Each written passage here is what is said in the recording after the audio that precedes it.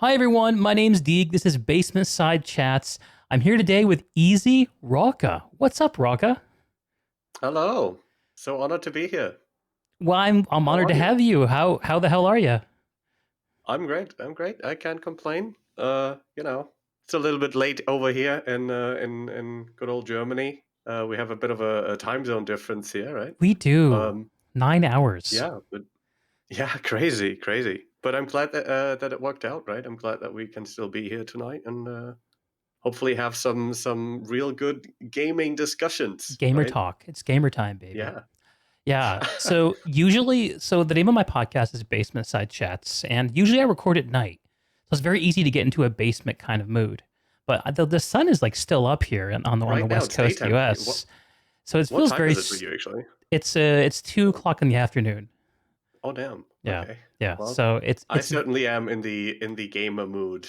It's a Friday, That's 11 right. p.m. You're at the So very start. This is Friday at 11 yeah, o'clock yeah. is like the onset of gamer time. It's the pinnacle of gaming right now. Yeah, because tomorrow is Saturday, which means you can just be completely irresponsible with your sleep habits tonight, right? Oh, Or one would I hope. wish. I wish I could. I'm afraid I've had to grow out of that one. Oh no! I wish I could just completely slop out on the weekends, but unfortunately, When like when still gamers have grow stuff I up, have to work on. you hate to see it. Ah, it feels terrible, man. It feels awful. Yeah. So speaking of feeling awful, no, I'm just kidding. So, I know uh, where this is going, and I love how you just did that. Yeah, very so good. actually, so I've been doing this podcast for the whole year, and I've been trying new stuff as we go along the way. Shout out to Merrick. I see him in the chat. What's up, man? Uh, and I think that what might be kind of cool, and what might be very basementy, because I was talking to you beforehand. I was saying, basement side chats. This is what I'm trying to evoke with the podcast is like this idea that I used to have when I was a kid, and I would be in a literal basement in my parents' house, in a corner with a TV playing Nintendo or whatever with my friends, and we would Oh like yeah, yeah. pause the game and just talk for like an hour about something that was completely like started being completely meaningless and about gaming, but then as time went on, it got more and more like, oh my god, this is like actually like people should know about this. I love that, dude. I love that. That's awesome. And I've so I've made those same experiences. Like yeah, or like great. late night like Discord or Ventrilo chats with your bros. Like Hmm. that's it's trying to take those people need to hear this and actually channeling it. So here I am 20 years later, I'm almost 40 years old. I've finally gotten on the air. Um, took some Well, time. better late than never, right? Better late than never. That's what I'm going with. So yeah, in honor of that, what may be I think a fun place to start the conversation because we do have some cool stuff we're going to talk about. I think we're going to talk about. So the reason I finally got the courage to ask you to come on is because of two tweets you sent, and I'm going to just show them here with the power of technology.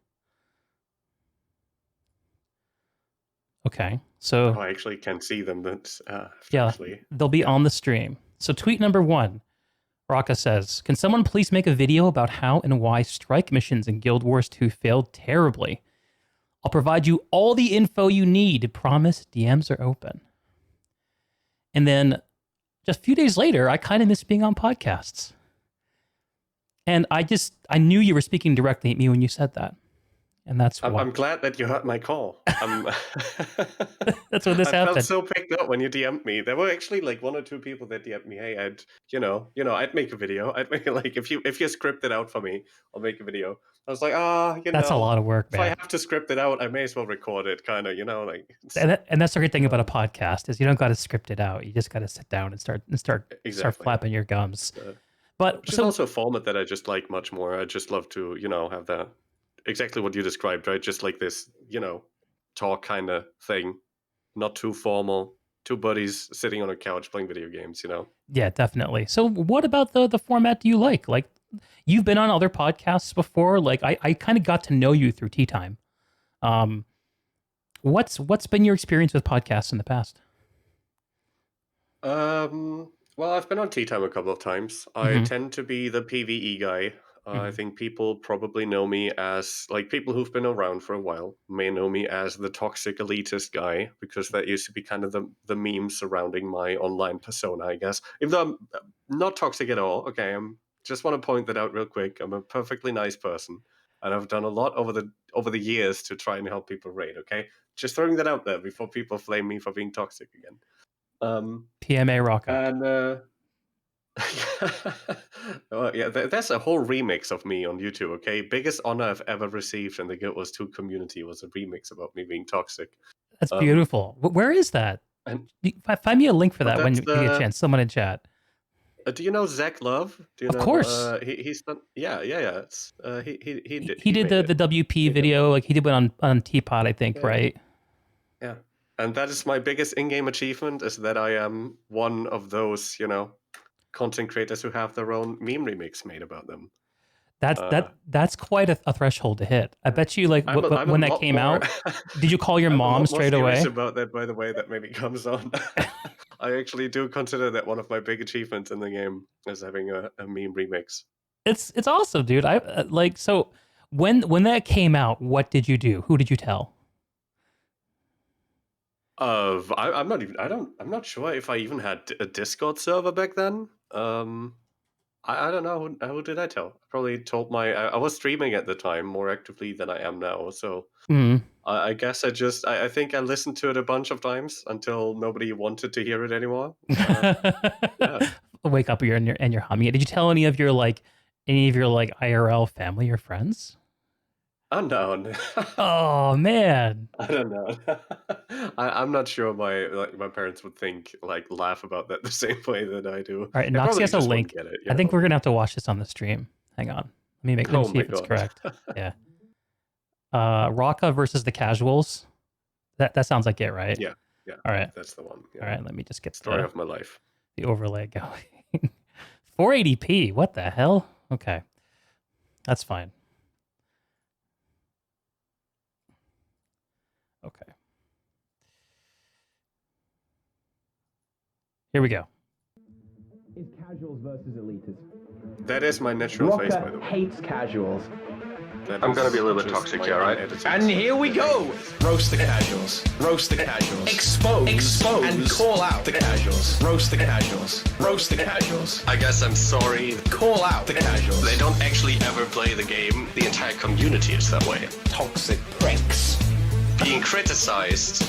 Well, what do you expect? Well, what do you expect? You underperform, and then you get told, yes, you underperformed. Yes, you underperformed. Asshole community. Toxic pricks. Guess they're all assholes. What, and they got no clue. They get flamed, they get kicked, and then they're pissed off. They are probably going to be toxic fucks. Pricks. You didn't do your homework before you went into a raid.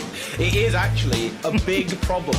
Roast the casuals. Roast the casuals. Expose and call out the casuals. Roast the casuals. Roast the casuals. I guess I'm sorry. Call out the toxic pricks. And Teapot on the chorus line. That's perfect. Yeah. Teapot's voice was probably more prominent than mine in that video, so it's like he was a prominent part of that video. Yeah, well, I mean, there's some shared grief there, right? Between you and Teapot and that whole community of people who tried to like Guild Wars raids. Yeah. Let's say that, I mean, the discussion of like the elitists versus the casual is as old as raids themselves, right? That has been, I've witnessed the same discussions in Final Fantasy. The same discussions have been had in Guild Wars 2 basically since raids. Even before raids, these discussions have been relevant. Even in dungeons, people had these exact same discussions. It's just one of these topics, right? Where I think Guild Wars 2 has actually made some really good progress, especially like people like Teapot, kind of opening up to the casual community and also in a way, but at the same time, and this is probably what I appreciate about that the most, it's like without like completely losing like your values as a player who just enjoys performance kind of gameplay, It's like a gameplay driven player. It's not like people just said, okay, yeah, fuck it, let's all play like trash and and we'll just do the thing where we live in a gummy bear world, right? But instead kind of saying, hey, we're not flaming you, we're cool, we have a conversation, and you join us, we'll teach you, right? Like the goal is to strive together as a community, right? That's something that especially like the Guild Wars 2 community through Teapot, I think, has actually achieved in kind of a beautiful way. Although I'm can't deny that I think like a good amount of just depression is also part of that. If you're like in that raiding kind of community, Why? like, Are gamers depressed, Rocca? well, well, not all of them. Okay. There are some games that aren't as depressed as others, but I would say the Yes. raiding scene in Guild Wars 2 definitely has a little bit of a, well, I mean, what do you expect, right? To quote myself from the song earlier, if you don't get raids for such a long time, right? What can you really, or any kind of skill-driven, combat-driven kind of content, right? Of course, people are going to be disappointed, and I mean that's where the game kind of lost me, right? I've not really been playing Guild Wars 2 very actively for the last year. The last thing I really did actively in the game was the ERP3 nice little event. Maybe you've heard of it. Yeah, Teapot's raiding tournament, Elitist Raiding Party. Yeah, Mega hype. That was kind of the last Mega thing hype. I played for, sort of, and after that it kind of fell off. Right. So the story of raiding in Guild Wars 2. Maybe this is a fair place to start. Because I think you have to talk in order to talk about strikes. That's a very broad topic. Yeah. Well, we got time. So, but in order to talk about strikes, you have to talk about raids, and maybe you have to talk about dungeons in order to talk about raids. Do you think that's fair to say? Did the dungeon? Okay, so I think raids.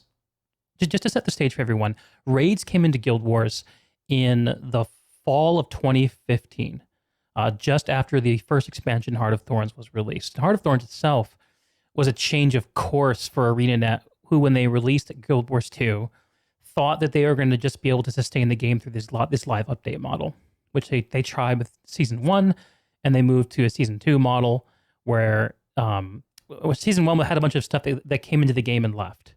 Season 2 has stuff that came into the game and stayed. And then the expansion was announced, massive content desert on either side of it. But the expansion itself really raised the bar and had a lot of new systems, including raids. So Forsaken Thicket came out in, I think, November 2015, something like that. And there were 2 more raid wings that followed very quickly after. So within about 6 months, there were 3 raid wings, and each raid wing had like 3 to 4 encounters that were actually meaty encounters that you had to nut up and really learn your stuff in order to succeed with. Do you think everything I said there is fair? Yeah, ironically, that time is referred to as the big post-HOT content drought by the majority of players, even though from a raid perspective, it's probably the golden days, right? Yes. That was the time where, with Heart of Thorns, they actually really had that strict course for raids, and they had like a battle plan, right? They were like, hey, we bring out these raids, and they have multiple wings, and we have them prepared. And I'm pretty sure they had like a lot of them prepared. And a continuous story that joined them through. Like it was a pretty neat package. Yeah. I mean, the rewards kind of sucked, but there was the teaser of the legendary armor that came at the start of that, and everyone who was raiding knew that eventually their raiding was going to result in whatever the hell legendary armor was going to be. Of course, that one then backfired quite a bit, right? The legendary see armor, Brazil's YouTube channel for a thorough that's a history. Great reference to kind of sum up the frustrations with that one. Yeah. Right. Yeah, but from like the Raiders' perspective, that was definitely a great time. That's when I actually started playing Guild Wars 2 again. I've started playing Guild Wars 2 when it came out, but I only played it for maybe a month or two, and which is when I found like a lack of endgame. I wasn't really an MMO player back then, not really a huge gamer at all necessarily. How did you find Guild Wars 2? In the first place? I think like in high school, it was like, I mean, Guild Wars 2 had a huge hype when it came out initially, right? And those were, it kind of ties into, MMOs were just a lot more popular in high school and shit back then. So, which would have been around, what, 2010-ish for you? You say high school, but I'm a bit older than you, so I'm trying to place this. High school for me was turn of the century. Come out, like, I finished high school in 2012, I think. So it's been a few days, it's been a few weeks. Right. Yeah, but we just, back then I didn't really stick to one game as much. I played mostly League of Legends, and then like every now and then we'd like have like my real life buddies and myself, we'd like jump into a game, play that for a couple of weeks, and see if it kind of holds our attention. Game of Guild the Wars week. 2 didn't do that at release, and I think it didn't do that for a lot of people. That's one of the big, like you can actually see that the player base, I think, massively fell off after a couple of weeks. Right. Because even the though end Guild game Wars was 2 sparse initially at the was- time, right? Yeah. I mean, it had dungeons, it had world versus world, but I guess the whole horizontal progression system that the game has just didn't really, didn't immediately give people a place to go. So people kind of jumped out rather quickly, and I was one of these people. And I actually came back when Heart of Thorns was announced, and especially because Heart of Thorns announced that it would have raids, and that was like I think I started playing the game like half a year before Heart of Thorns launched, because that's how early they announced it. Yeah, it was and, like 9 I months just logged in. ahead of the I was release. kind of they announced lucky. it. I found a guild. I found like a lovely German community guild. I was a very casual gamer. We did dungeon tours and organized Silver Oasis runs. Yeah, that's what I was kinda doing how then I got too. my starting Guild Wars 2. Huh. Yeah, and then raids came out. We ran into raids, and eventually I wanted to go more and more try hard. Kind of resulting in a little bit of a CV for my history in the game now. But I guess I'll just finish that up, I guess, over there, and then just started to try hard raid around Wing 2 release. It's when I joined a guild called Lucky Noobs. Started doing, speed runs, raid records, speed kills, all that kind of stuff. Low mans back then, and that's what I've been doing since then, basically. And was Guild Wars your first raiding game? Yeah. Very first time I ever raided in any MMOs was actually Guild Wars 2. What Always were you, wanted to try it out, but I never really liked the other raiding games. such as? World of Warcraft. I had a couple of friends who were really into World of Warcraft, but I don't know. I never really got into it. And I guess at the time, free to play was also kind of appealing to me. No sub fee was definitely, played into it. But yeah, it was kind of like this thing where I was like, oh, I always kind of wanted to try out raids. Guild Wars 2 is bringing out raids. It's a brand new game. You can be like one of the, actually, no, it wasn't a brand new game anymore at that point. But, like I knew I had that account. I could log in. A brand new I could community try it was out, forming and around try stuff. raids. Yeah. You were right about that. And that was also something that I really enjoyed when raids came out, was like the thought of, hey, I can be like one of the first again. That I think that's a really appealing thought when stuff comes out. Like I can be one of the first to do this, to do that. For me personally, I was one of the first Druid mains in the game. The whole concept of having a healer wasn't really established back in dungeons. Right. So I, when Heart of Thorns came out, I was like, hey, dude, I'm going to be the best fucking Druid in the entire game, okay? Like, I was a complete noob back then. I was terrible at the time, but I had that kind of goal to like... Yeah, well, the mentality got you there, right? Yeah. And I mean, it worked out to some extent, right? Wait, did you become the best Druid in the game? I need to know this. Yeah. Anyone who can verify this claim? Sorry, I'm just pulling your leg. I would say I was definitely... I was one of the Druid players, I guess, that did a bit more theory craft, back then Druid was quite a different class. It was much more important. And just not many... Ranger was a meme before Heart of Thorns. Not many people played Ranger, because in dungeons it just wasn't as good. So it was also like, it was a class that was high in demand, because not many people were skilled on Ranger to kind of translate into becoming a Druid main. And Druid, for those of you who don't know Guild Wars 2 very well, was the elite specialization that came out for the Ranger class with the Heart of Thorns expansion. Heart of Thorns gave a new elite spec. It was one of the new systems that the expansion brought in. So like my main was a warrior, and so I got the Berserker specialization at the time, and I learned how to love condition damage, at least for a little while. The funny thing is that actually I never liked Ranger classes. That's like the trope I almost probably like the least in MMOs, but I always picked being a healer and a support. Okay. Druid was special in that way. Druid was the first ever build that was introduced by the developers that was a straight up focus on just healing. That didn't do, like, there was no DPS intended for Druid initially, right?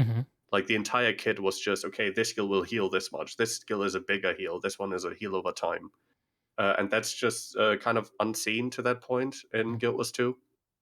To really have that dedicated healer kind of spec. So take us back. So, why was that a new thing for Guild Wars 2? Because I think at this time when Guild Wars came out, the idea of the Holy Trinity was very common in most MMORPGs: tank, DPS, support.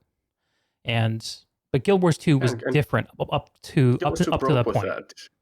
Yeah, right. Yeah. Guild Wars 2, and very, very. I mean, this is like the whole core philosophy of Guild Wars 2 is kind of to be different, right? So like to not be World of Warcraft. So you can see that in really, really many areas of the game. You can see them trying to, intentionally be like an opposite, to be like the yin to the yang kind of, right? Anti-MMO. And the and they definitely carved out a spot for themselves on the grand scheme of the market.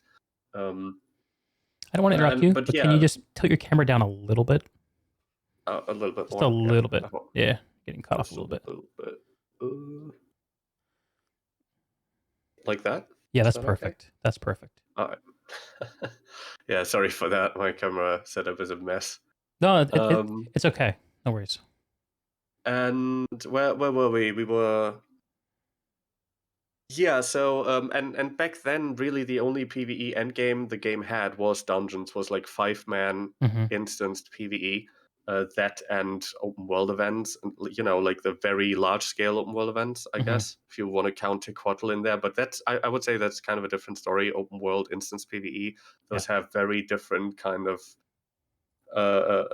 appeals. So I'm going to be more focused on the instance side than the open world, right? So yeah, dungeons were kind of the only real one where you'd actually think about a group setup to that extent, to that detail, right? You'd have like a macro level. If you did Tequatl, you'd still like know what classes you wanted where, and you'd kind of think about that. On Triple Trouble, you'd know like, okay, there's a worm that takes more condi damage and stuff, but it didn't have that kind of micro level where you'd really say go nitty gritty and be like, okay, here's a group, and that group needs to have a tank, that group needs to have a healer, and that group needs to have this balance of supplying boons, etc. And that really is much more relevant in dungeons and instance content. Because there's a limit on the number of players, the number of buffs you can bring, that kind of stuff. Yeah, and at that point where you have that limit, like developers can really scale the bosses to be intended for that number of players, right? And that's where you kind of can really start to like balance in a fine-tuned kind of way, right? Whether you do is a different story, of course. Yeah. But it's okay. And the Druid then comes out, and suddenly Guild Wars has a support class for this new kind of content that no one's done before. So exactly. I would love to hear your experience of starting raids as a Druid. Like, how did you find the raids at first? Did they live up to your expectations? Oh yeah, they were. I found them incredibly hard initially. Like my group of difficulty was very important to you right from the start. Yeah. Oh, sorry, continue. I love the feeling of overcoming challenge in a video game, right? That's why I love games like Dark Souls. I love games like Sekiro. I love raids in Final Fantasy now. Progressing through a challenging encounter, spending a lot of time and putting like your whole heart into it, kind of, right? And eventually getting that kill is that's kind of what drives me as a player. So yeah, that's how I got hooked eventually. It's like we spend so much time on VG, and we were horribly misguided little peepos back then, because nowadays if you start raiding, right, you have all of these guides, you have all of these established builds that like super try-hard players over years and years have theory crafted. Right. And back then we didn't have any of that. Back then people had exactly one gear set, and that was Berserker. And if you went into a dungeon, everybody ran Berserker gear. That was the dungeon DPS meta. Gear. You didn't like Condi wasn't even really a thing back then. Well, it was broken, existed, right? Not many people played it. Very few people played it. Wasn't there a condition cap, like a global condition cap, that made it so that even if you were able to apply 99 burns, only 25 would actually apply to the mob, And so if you have multiple people I'm bringing actually not sure conditions, about that. See, I I wouldn't even know because I didn't even care about that side of the game yeah. before Raid started.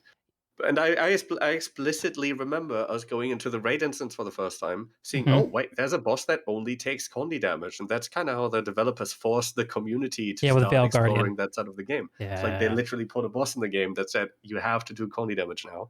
And I remember everybody starting to go crazy, like, oh, dude, who has anything Condi? Who even has the gear for this? Mhm. Who has? And back then it was the engineer. Engineer was like the one class we all knew kind of was a Connie class, and everybody started jumping at their who can actually play NG. Mhm.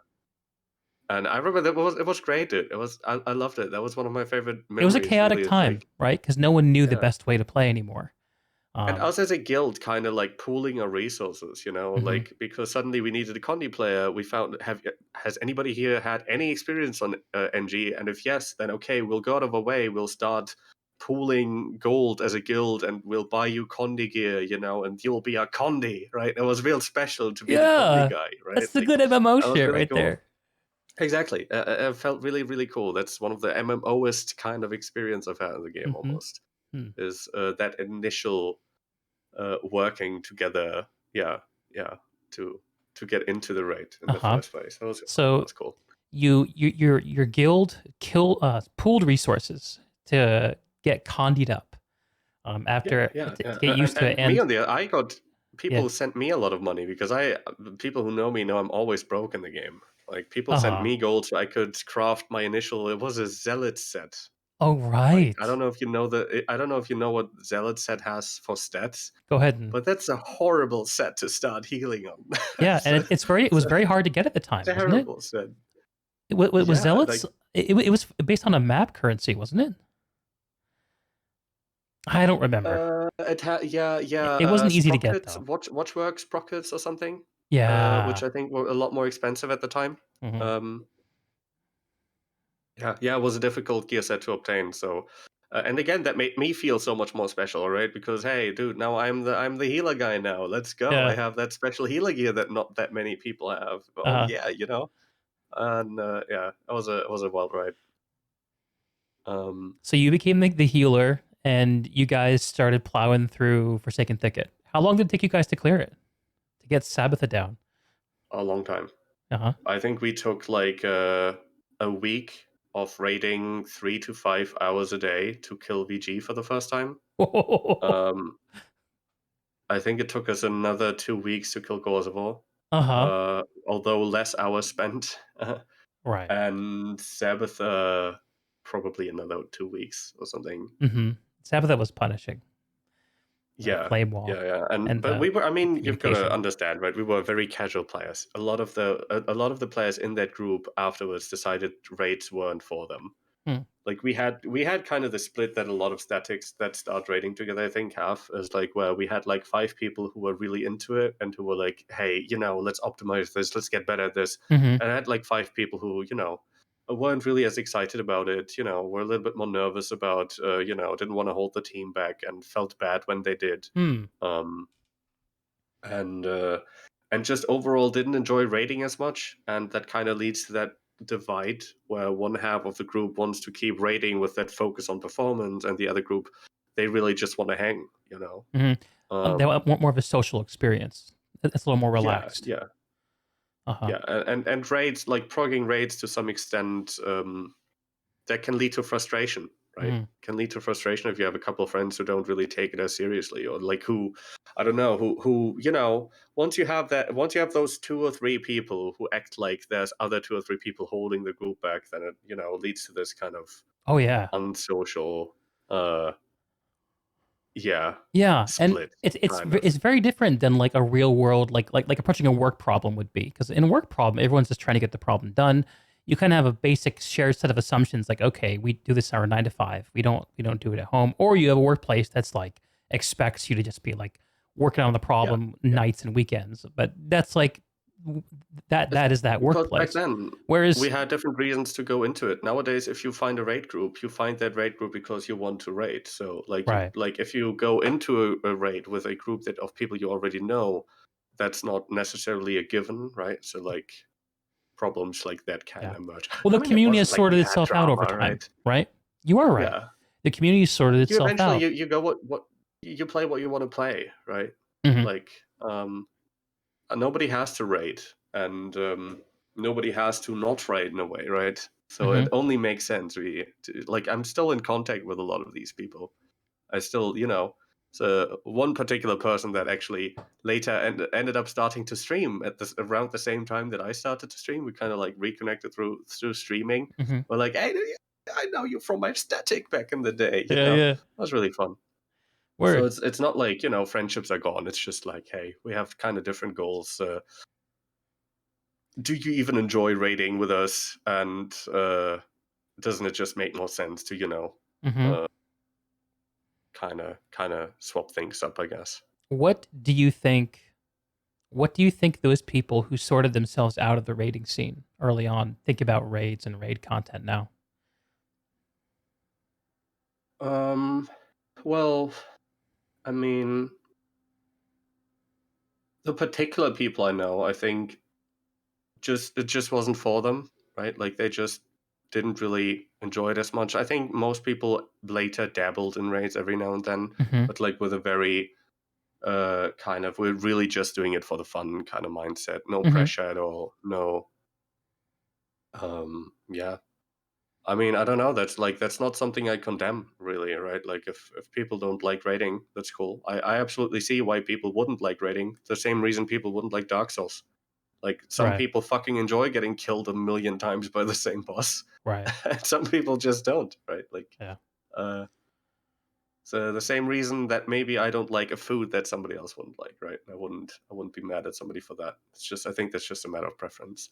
But at the same time, I think we always like very much respected each other, and the gameplay that we pursue, kind of like I think the people at least that I know from back then who decided they didn't like to raid anymore. They understood why we wanted to raid, right? They Mhm. understood the appeal to us as much as I understand why it didn't appeal to them. Right? Mhm. It was always very at least the people I know. I know that there's a lot of people who don't understand in the community. There's a lot of where the old toxic versus casual debates came from.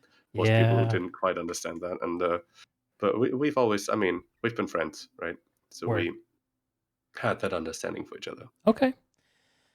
So, what then came next for you in terms of writing after kind of figuring out, hey, here's what's going on. My static's gonna kind of sort itself out into people who want to keep writing, people who don't. Like Wing 2 release. To take us back to that moment. Wing 2 was the wing where I first officially joined LN. I had just joined them. I just barely managed to. It was the first time I did any sort of serious PvE guild that would do like a trial with you, that would make sure you know your stuff before they let you join. We actually have requirements to join Mm-hmm. in terms of your gameplay, and I really they let me in because they were just nice, because they didn't have Druid players at the time, and they were like, hey, here's a player who at least wants to. That's I that wasn't healer good at the karma. time, and a lot of the trials back then were still like the old tryhard guilds. They were all centered around dungeons, and I didn't really care for dungeons as much. So Mm-hmm. I joined them. I said, hey, I want to raid and I want to be a really good druid player. And at that time I've started with other teams. I'd already done a bunch of who were in very good guilds back then, Mm-hmm. kind of like a group of friends. I don't know if you know these guild tags, but like back then, guilds like VC, Mm-hmm. uh, like one or two people who were in I think that was before QT became big. I think VC was like the guild that like a lot of people who were later in QT came out of. Okay. So like I got my first contacts with like tryhard players, the tryhard gameplay kind of, and I got better as a player to the point where I was kind of able to apply to LN. Um, and well, I was terrible though. I wasn't a good player. They let me in because because they had hopes for me, I guess. They saw the raw I stuff. think it worked out. I Did think they it, need a like druid? yeah, Yeah. exactly what I said before, right? Like a lot of guilds just didn't have those dedicated druid players. If you have a guild with like 20 players and only one of them is a really good druid, at the time you needed kind of two druids because everything was 5-man Mm-hmm. in a Yeah. 10-man squad. Yeah. You wanted to have multiple of each class, and so they were kind of looking for what I wanted to become, and I guess put that faith in me that I could become that, Mm-hmm. and I think it worked out. I'd like to claim that it worked out. Seems like it did. So like, and then and you were in the middle of this golden age of raiding back in early 2016, when the raid wings just kept coming and kept coming. Living World Season 3 was announced by ArenaNet, and it came into the game. They had a change in communication posture from the company where they stopped telling us as much about what they were trying to do and started just putting stuff out there. I think the community sentiment was pretty about as high as I remember it ever being around mid 2016, late 2016. But the raid releases did start to slow down. And I watched the communities around raiding start to feel a little bit uncertain. Can you talk about what the late raiding scene eventually turned into for Guild Wars, in your experience? Well, you're completely right. They did change a lot of their initial kind of plans. They slowed down the raid release cadence more and more. I think the first time it like really noticeably slowed down was between Wing 3 and 4. I think that was the first time we had like a 9-month, I think, cadence. And that's what they kind of stuck to afterwards. And before, of course, everybody was excited for like having at least 3 raids a year, right? So having that massive slowdown, really, 9 months is a long time to wait for a raid. A long time, right? Even in a game like Guild Wars 2 that actually retains all of its old content, right? That's something that's unique in Guild Wars 2 compared to other games. Other games replace old content with new content. Guild Wars 2 doesn't do that. So, like, in general, their raids have more longevity than other raid games would, but still, like, 9 months is just a really, really long time, and raiders would continuously stop playing, right? The raid scene just kept shrinking. One guild would leave after another. It was really hard to keep players engaged, so you'd have, like, a large fluctuation of players, which made it really hard for a guild like ours to keep the skill level kind of where we wanted it to be, right? If you're, like, a gameplay-driven guild, then it was difficult to fight because people would just leave. People would join you. No player ever joins a tryhard guild and is already on that level, right? Like every player kind of evolves in these guilds. So people will join for a couple months. You do some cool stuff, and by the time where you were actually at a level where you really were at the top of your game, 2 or 3 of these players would leave again because well, we're fucking bored. Like Yeah. I don't want to do VG again. They got to the top of the mountain and they didn't like the view. Yeah, you can only do the same thing so many times, right? Before it gets boring. And the Guild Wars 2 raid scene really drives that to the extreme, right? Yeah. People still do speedruns of VG. That boss is literally 5 to 6 years old, right? VG is a fun boss. I think it's one of the most fun for me. I like it too. I love it. It's a great boss. Don't get me wrong, but I have I think done like over the years at least like 10 different record runs on that boss. Right. I've killed that boss thousands of times at this point. So even if it's a fun boss, at some point, you want another fun boss. Yeah, you need more to chew on, and this is, I think, also perhaps a general problem that ArenaNet has tried to solve over the years about how to keep its players happily busy. And that's a whole side topic. I've talked to Teapot about it. I talked to Inks about it a little bit too. The idea of how much of the development efforts appear to be focused on content that's not really super repeatable or super group focused, which of course is exactly what you want as a raider. You want compelling, interesting, difficult group content that is repeatable. Part of repeatability in other MMOs can come from gear, right? People still go back and do Molten Core in WoW Classic after they've progressed Wings past it, because there's certain gear drops you still want. Issue, right? What's you that? can have so many types of repeatable types of content, right? That's not bound to PvE, to raids or something. That can be PvP. World versus World is to some extent repeatable content. PvP is repeatable content. Raids are repeatable content, more to an extent than I would say PvP is. Like you feel the constraints of no new content earlier than you do in PvP, sort of, because other game modes are more PvP is driven by focused on the the other other players, players. right? People are Yeah, your content, exactly. and It's people are like always changing in the PvP scene. So exactly. that So keeps yeah, it that's like fresher. the general, right? Like, of course, if you say that to a World versus Worlder, they'll say like, well, it still fucking sucks that we get ignored all the time, right? But, World versus World is the which dirty joke of ArenaNet and Guild Wars too. It's been I actually need to get a proper worldview world, like someone who knows the deep lore of worldview world on this show at some point, because that's a story that needs to be told. It's not a happy one. I'll say this as a raider. I'll say this as somebody who doesn't play World vs. World actively, but World vs. World is probably the thing Guild Wars 2 does the best and is the most unique of in the entire MMO genre, and is probably the one that could really make them the most successful if they actually focus on it. Right. It's like it's kind of weird to see them not do it, but that's a whole different topic, right? Like, yes. I'd really say that you'd better talk to somebody who's actually experienced at World vs. World about that. I agree with your assessment, 100%. I wanna kind of go back to something you said before, right? You said that they after Heart of Thorns they changed their course, kind of, right? And we talked about how what a lot of players perceive to be the big content route after Heart of Thorns, other players was the Golden Times of Raids, right? You can see that there was a really big divide between raiders and non-raiders. Between a lot of people have seen Guild Wars 2 as that casual getaway from games like WoW, and really hated raids from the get-go, right? A lot of players just didn't go into raids at all. And so a lot of people were really, really pissed about all of these development efforts going into raids. And a lot of people were really, really pissed at Heart of Thorns because back then ArenaNet did a lot of teasering and hyping, and then kind of disappointing. And I think that's probably like this post Heart of Thorns part era of the game, kind of, that led to a lot of very long lasting design decisions.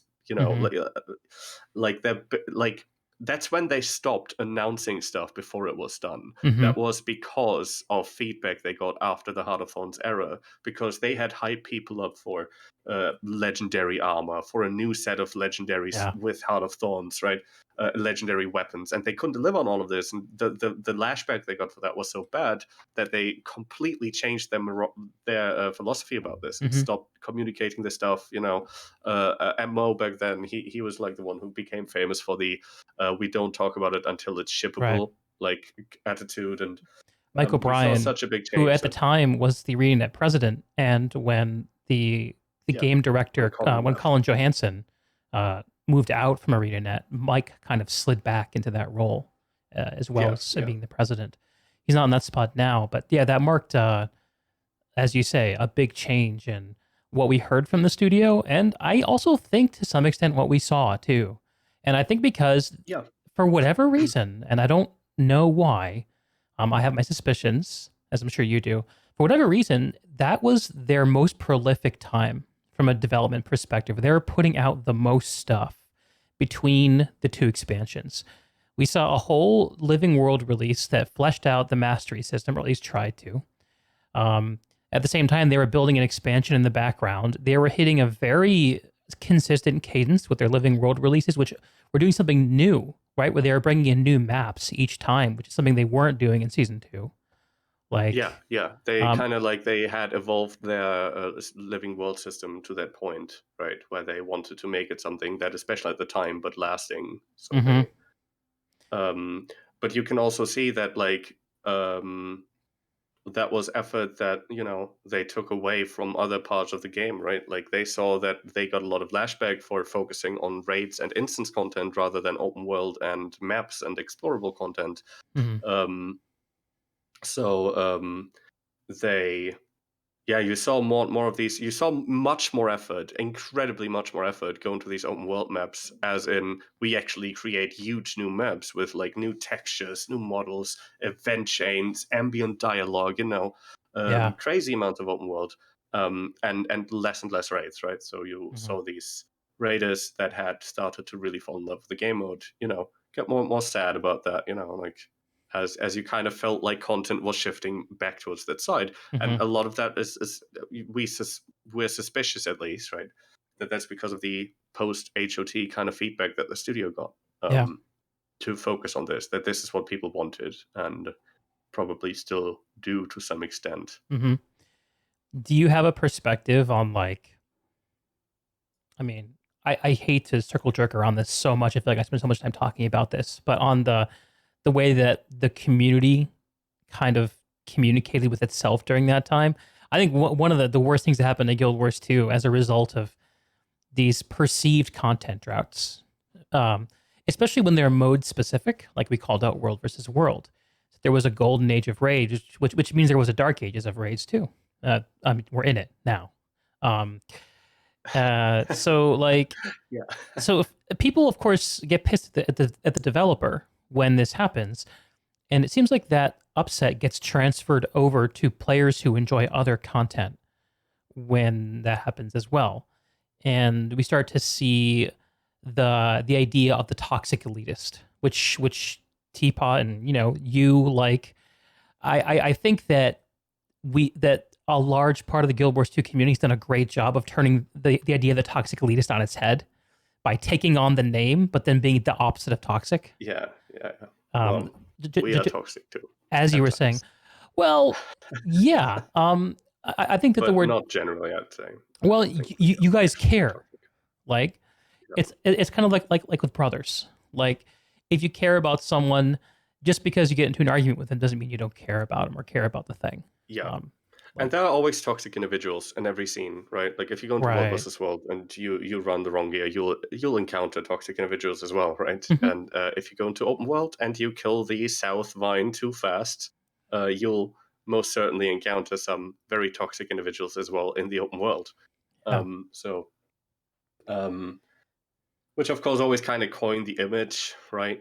Somebody somewhere out there always makes that experience with that one toxic raider that flames them, and they feel really sad, and they go to Reddit about it, and then people kind of bandwagon on it. That's which kind of, I guess, plays into your point about the feedback thing, right? As people get mad about their particular part of the game, and they give feedback based on it that maybe isn't as well thought out. Mm-hmm. And ANET, especially at the time, I think ANET was just very susceptible to feedback because it was their first expansion. They hadn't really made a lot of experiences with those concepts that they had been throwing into the game. Another part that's like, to get away from raids for a second, sure. Open world meta events, meta chains, and maps that are based on metas. That's something that stopped because of the Heart of Thorns, post Heart of Thorns feedback loop. Was that's people so said, I fucking hate it, dude. And that was based on things that they actually fixed in the game. Like a lot of this negative feedback came from waypoints being unapproachable until you were like really deep into the... I don't know if you remember this on Verdant Brink on the top left of the map. If you have like the map from your mental image, maybe, then that was always contested. You could never get there because you only kind of freeze it up, and that was something that really annoyed a lot of people. But they fixed it just by saying, okay, we just don't make that contested all the time. But the feedback that they got still, like, that this was one of the sparks that made people hate the meta event things. So even though they were able to fix it, right, they got the feedback, we hate meta events, and kind of translate it into that, okay, let's not do as many meta events anymore. Yeah. And this is what I mean? Like, yeah, I know exactly what you mean. Like, so the saying that I hear and that I like to remind myself of is that players know what's wrong, but they don't know how to fix the problem, right? Yeah. And so players are going to do what players are going to do. They're going to complain about, hey, I'm not getting enough content. Hey, like this is supposed to be an anti-MMO. This doesn't feel very anti-MMO to me. When I can't get around the map easily in the new expansion zones, the Heart of Thorns. These metas are really punishing, and I have to block out 2 hours of my day to do them. It doesn't feel very anti-MMO to me. And so I read in it. In many ways, it felt to me, and I like this because I'm an old school MMO guy. Like I played WoW Vanilla. I led a fucking 40-man raid guild in WoW Vanilla. Mm-hmm. Like. Nice. During my college days, back in the ancient days of yore. And I stopped playing it because I didn't have enough time in my life. Like it was not a good use of my time to continue to do that. It's time consuming, yeah. I mean, there is a bigger story around that I don't need to tell, but I stopped. Suffice to say, I stopped playing, and then Guild Wars was honestly the only reason I got back into MMOs is because of my wife. So Nice. I was looking for work, and I lived. Awesome. Yeah, I lived nearby ArenaNet, and so okay. They had a job that looked like it'd be a good fit for me, so I applied. And when I did that, I was like, oh, let me look into the game, just because I played Guild Wars 1, just in case like this becomes a thing. Maybe it'd be helpful to be familiar with it. And then so I was watching a video, and then my wife was looking over my shoulder, and she not a gamer at all. I was like, that looks really cool. Will that run on my laptop? And she had like a 2012 MacBook. And I was like, I was simultaneously excited and also like, oh God, it's not going to run, is it? But it did. I made it run on her laptop. I got her boot camp set up and everything. And because the Mac client wasn't that great at that time. And for I remember. Yeah, for like that whole year leading up to Heart of Thorns, she and I played Guild Wars like every day. And she was a complete casual, didn't know how to do this. She didn't know the stats. Like I made her build for her. I told her rotations. And that was me for the longest time. For the longest time, I was just like, I didn't know my stats when I did dungeons. Yeah. If I'm honest. And I think that there's a certain beauty in that too. Like the anti-MMO experience of I'm in the world. I'm not playing a game. I'm in the world.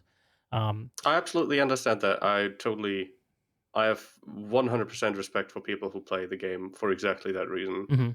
I've played the game for that reason myself. Like, I guess just like I personally eventually like found that I just really enjoy this other side of the game. Like that this is something that probably.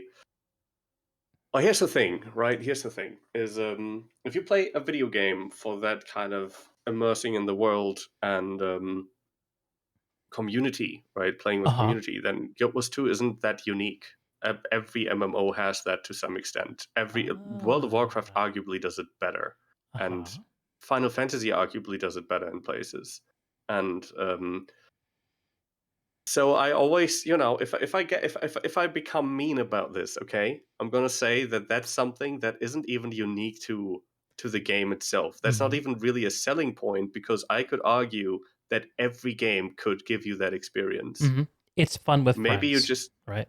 Yeah, because if you start playing a game like this for that reason, whether you play a Sylvari kind of plant type and you like that, or whether you play a high elf or something, every game kind of has the similar kind of appeals, and it's so what makes the game truly unique? And then going from that kind of argumentation, what should you as the game studio maybe focus on? Right. Should you focus on that thing that every game does, or should you focus on the game that makes you stand out, sort of, in a way, right? And I think that's kind of where a lot of like frustrations with that part of the games community comes from, right? That really like the game for the combat, because the combat is truly unique. The combat is truly better than any other MMO out there. And the build system is incredibly unique and really, really good. So when people look at it from that perspective, right, that's where a lot of salt, I think, originates. Is like, why aren't you focusing on this? This is what your game just does so well. If you focused on this, you could stand out. But why do you focus on this thing that everybody does, and that everybody also probably does better than you? Story content, single player stuff. Yeah. Other games do awesome story. Other games have awesome immersion factors, right? Yeah, talking about I think that's just where the MMO market. It seems like almost like other games have kind of eaten the lunch of ArenaNet by poaching some of their anti-MMO ideas. That's where a lot of like wrong thoughts come from as well. Okay, I want to specify it like this, because I think it isn't really a correct thought, right? There's no real like one type of content is better than the other, right? That's also subjective. You can't really say that, right? It's just, that's why I want to like make kind of differentiate here. And because I don't want people, I don't want to say that that's why combat is what everything should be focused on. And if you don't play Guild Wars 2 for the combat, you're a horrible person and you play the game for the wrong reasons. Go play something else. That's not what I want to say, right? Mm-hmm. So but that's, I think, where that thought comes from. That's where it's one thing that Guild Wars 2 yeah. objectively stands out with. Yeah, exactly. And that's where a lot of and it's a frustrations great come from example. when that doesn't get worked on. Yeah.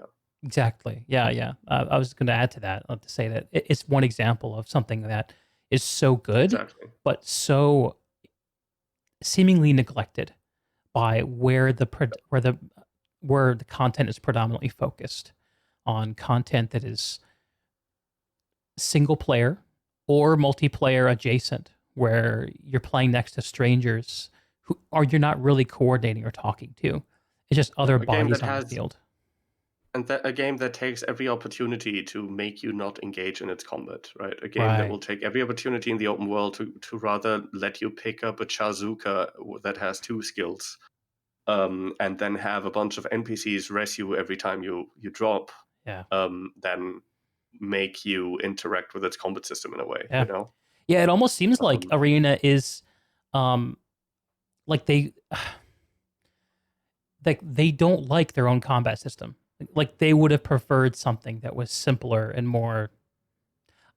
It's odd. Yeah, it is very it is a complex combat system. You see that a lot of new players. It arguably is a complex combat system, and that can turn off a lot of like casual players, right? That can make it difficult to balance the game. I think there's a really interesting series of videos that Matthew Medina made after he initially left ANET for a while.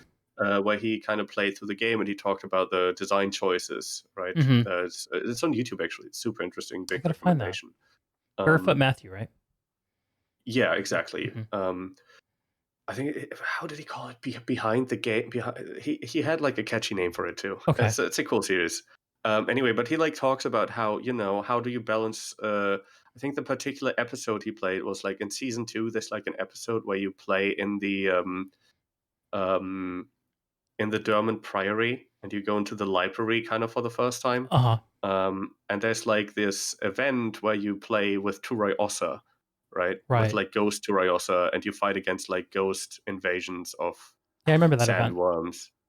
You might remember that was one that I think was kind of difficult as well. I think that was perceived as kind of a difficult story mission as well. I don't remember it being hard. But then again, I always nerded out with the combat system. Like I remember dying on it when I first played it, honestly. And Matthew Medina kind of explicitly talked about this, like, how hard can I make this for players? How difficult can I make this story mission for players? And how can I give them aids? How can I give them something to aid them in their, in that kind of battle? Because this isn't a fight that is supposed to be difficult. This is a fight that is supposed to be immersive. This is a fight that's supposed to carry you through the story. Yeah, so like this fight just isn't supposed to be difficult, right? Makes sense. And then they keep focusing on the fights that aren't supposed to be difficult, right? What fights are supposed to be difficult? Is an open world fight supposed to be difficult? A world boss? Because I'd argue more and more, I think they're more and more going to the path where they say, no, it shouldn't be difficult. Because every time they take everything that made open world bosses difficult in the past, they've taken that out. Right. Modern open world bosses don't really require a lot of communications anymore. They tend to be rather streamlined. Yeah. And even the old ones that were hard have become easy over time as the community. Yeah. Like, I mean, Triple Trouble still requires a lot of communication. That's true. Trouble requires you out. to make 3 squads that communicate with each other. Even Taria, to some extent, does this, right? They have to kind of talk about who kills what. It's just become so easy because of power creep. Right. But back when Taria launched, people still communicated. When the Chuck errand came out for the first time, it took people a couple of weeks to kill that, right? Because it was so difficult. It was also tuned much more high, tuned a lot more difficult when it first came out, right? They nerfed it. Yeah. But back then you had these open world specialized guilds that would actually set up events, and they'd like, they'd go through all the map chats before. Right. They'd be like, tonight our guild, communities form around the hard stuff. Yeah, exactly. And that guild that was actually kind of a big deal when that guild said, hey, we don't have we're actually dissolving now. We are that big open world community guild that really isn't part of the whole toxic elitism kind of stereotype, I would say, right? Where even they say, hey, even our content is so bleak, is so washed out easy at this point that it's just not appealing to people. Like, they don't require our communications anymore that we offered as a guild. And this makes us as a guild die out, kind of, right? Yeah. This made our community actually die out, is because that's gone. And Yeah. I did a long chain tweet about Shakar when that came out, where I kind of went into detail on that, why I think it's actually a huge loss to the game that they stopped doing these kind of macro mechanic bosses where you had to split up into massive squads and have this map overview kind of strategic commanding going on, right? Because that sadly is nothing anymore. That was something that truly made Guild Wars 2's open world stand out. But yeah, it all leans into the transition towards easier content, right? And that's what we were talking about before, right? They're kind of pushing every kind of game mode closer to that, I would say. Yeah. The game, like, if I could summarize, like, just an idea that kind of maybe speaks to what you were just talking about this phenomenon of things getting easier over time, is it seems like Arena and Guild Wars over time has decided to zero in on what I imagine they think their core audience is, which is individual players who don't want a community, who don't want a guild. And so content is designed with the idea in mind that these players don't have a guild to coordinate with, don't have people to do this content with. And I'm not sure, like the chicken and the egg there. Like, did they do this because they realized that's who's playing their game? Or did they do this because they said that that's what we want, that's the anti-MMO? It isn't actually, it's a single player, multiplayer experience. I don't know. I'm curious what you think about that. It's a really nice way that you put that. Like, what is the chicken, what is the egg? It's really difficult to say, right? Like, you could say that a lot of it comes from feedback on the players, maybe the entire market going more casual, right? More casual gamers, the whole demography that MMOs used to appeal to has at this point sort of grown up and has to have jobs, and therefore the game has to be more casual friendly in a way, right? Like, you could probably kind of argue from that perspective, saying that it's just you don't want to force people into the same time investments anymore. But at the same time, like the game, they are claiming to be the number one community game in a way, right? Like, they are talking about how they love to form communities. That's all MMOs are about, right? In a way, right? Yeah. So they still do, but they still design. It's really kind of a paradox almost. Yeah. You have to call it like. One of the other game communities that I'm kind of hooked in with is a game called Planetside 2. I'm not sure if you know about it. It's a massive, it's a massive PvP only MMO shooter. Think of it as I don't know if you know. Are you familiar with Destiny, Battlefield franchise? Yeah. Well, yeah. Think about World versus World, but like 5 times bigger and all first-person shooter. It's kind of like that, and you have planes and tanks and armor, and you have infantry bases and outside objectives and all the good stuff you can imagine. But the problem that game has is that because it's a massive open continent where anyone can play anywhere, there's no matchmaking, so all the good players are playing in the same space as all the bad players are playing in. And because it's a big, complicated game where anyone can be anywhere, it's very hard for a new player to figure out what the hell to do, how the hell not to get farmed, how to die over and over again, and how to enjoy the game. And the thing I've been like worrying at this idea is, why doesn't this game Planetside be honest with people outside the game about what they can expect? Why doesn't it market itself as an actual hardcore game to say, hey, you come here to die. Log into this game if you want to get farmed, because if you don't get good, that's what's going to happen. And if you message that correctly, you'll attract the right people, and people will know how to enjoy your game. Look like Escape from Tarkov. This is a game that does this beautifully. Their new player experience is brutal as shit. Like, it'll destroy a person who's not got their shit together, right? It's not fun. It's not easy. But the game is massively successful because it makes that clear to you from the get-go what to expect. And I think I'm seeing something similar with Guild Wars, where maybe like go back to Heart of Thorns, and maybe they thought that they violated that promise to players.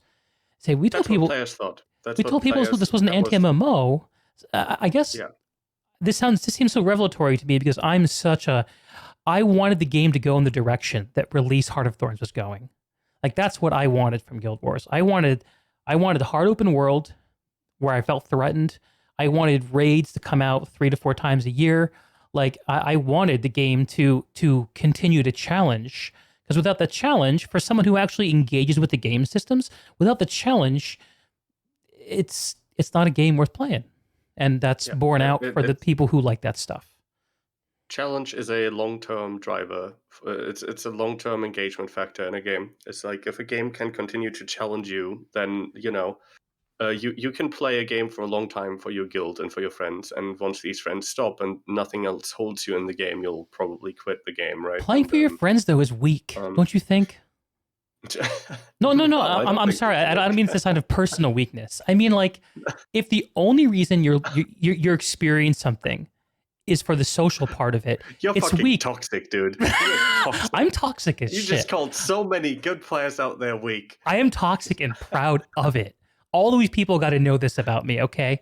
So, nice. No, but what I'm saying is that if the only reason you're having an experience for the social thing, that experience can be almost anything.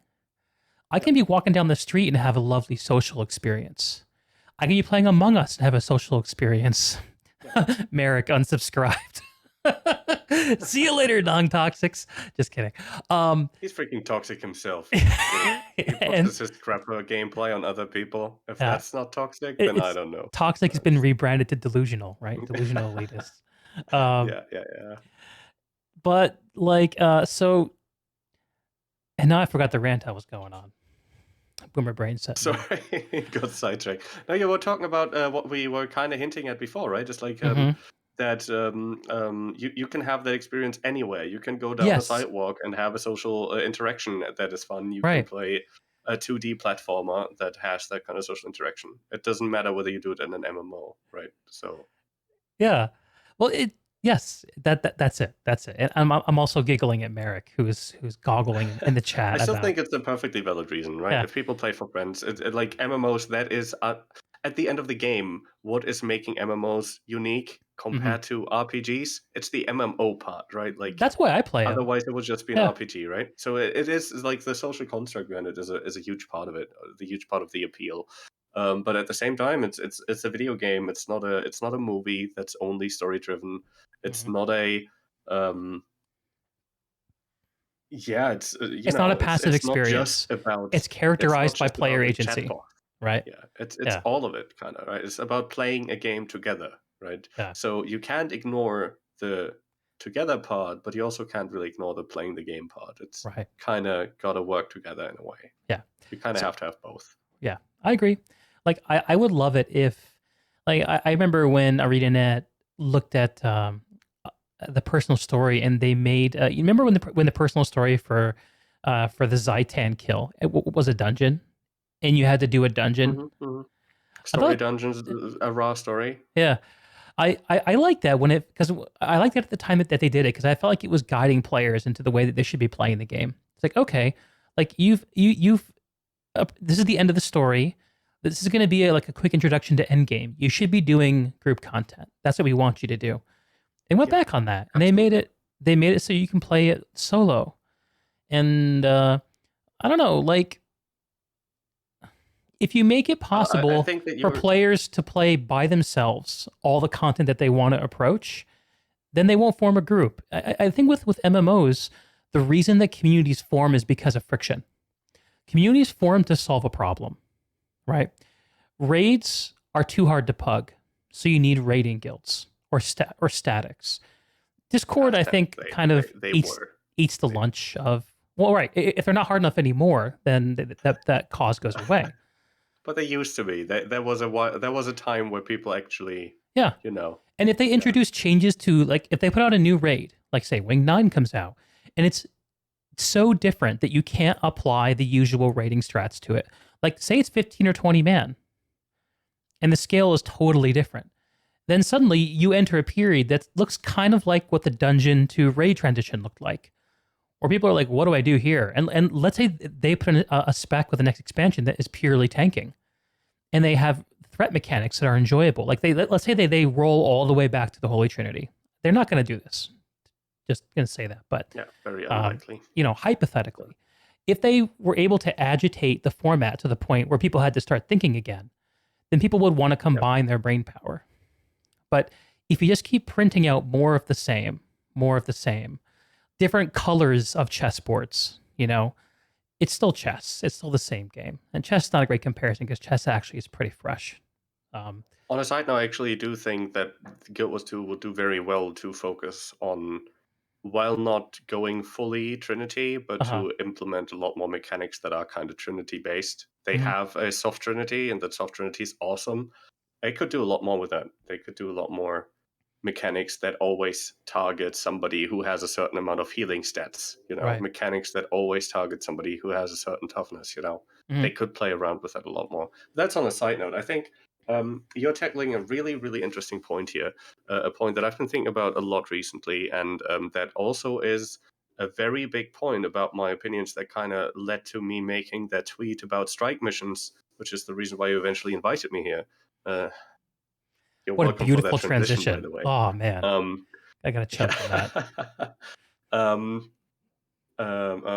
Where was Strikes. I now? I've lost Strikes. track No, the point which led to you making the tweet about strike missions, and the tweet which said what you said earlier is that that people are led from story into dungeons through a raw story. That was a transition from one type of content into another type of content. That was supposed to lead you into what would then become your later end game experience, which would be dungeons, and it would force you to find a group of people to do a dungeon with, right? And get you to interact and to enjoy their content with.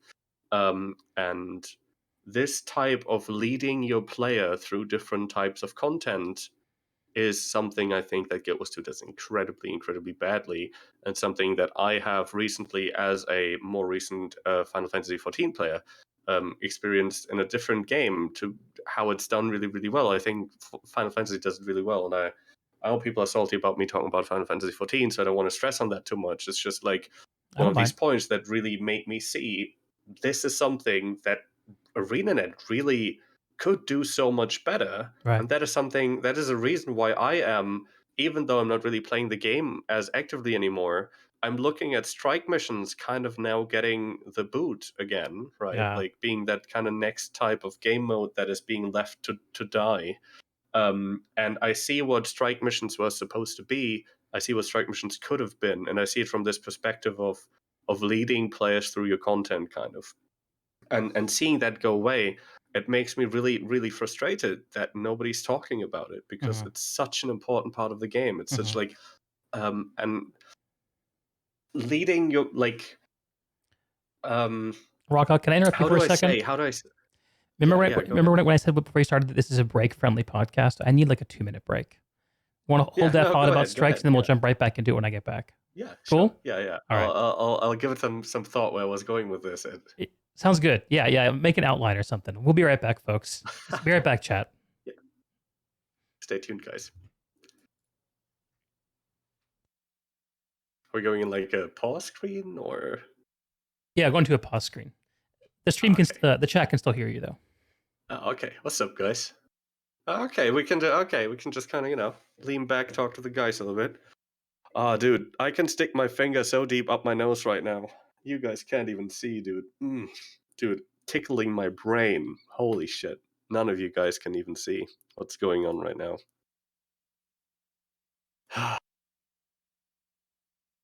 Yeah, how are you guys doing today? Yeah, chat, you guys all right? Everybody feeling good? You guys ready for the rant? You guys ready for the big rant about to ensue? Oh, dude, I've been preparing for this all my life I've been preparing for this rant. Ugh.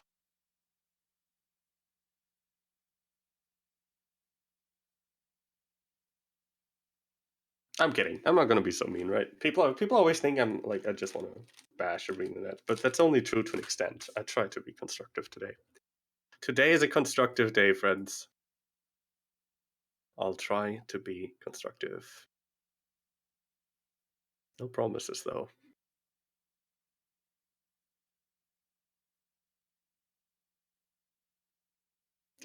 I want to reapply to any partnership at some point. I don't know. I can't see it right now. Let's just say that. I don't see that happening currently. But who knows, maybe if they change a lot of things. Who knows? Who knows?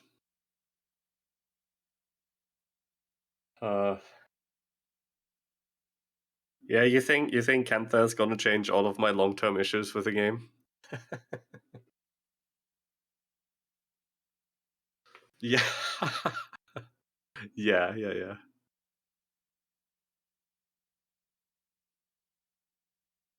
Yeah, Broken. We'll see. I'm looking forward to hearing what you think about it as well. And chat, give your input. This is very much the kind of podcast where we're mostly talking to each other, right? But if you guys have interesting points, shoot them in the chat, right? I am reading chat. I just don't always want to interrupt the flow of the conversation. It's a cool podcast. I like this podcast, dude. I love it. This feels so podcasty. This is so chill, right? Like it has such a I don't know. This feels like the most podcasty podcast I've been on so far. Is that fair to say? Like, I feel like you could listen to this podcast on iTunes. I felt like all the other podcasts I've been on, you wouldn't want to listen to them on iTunes. But this one you probably could. Very cool. Very cool.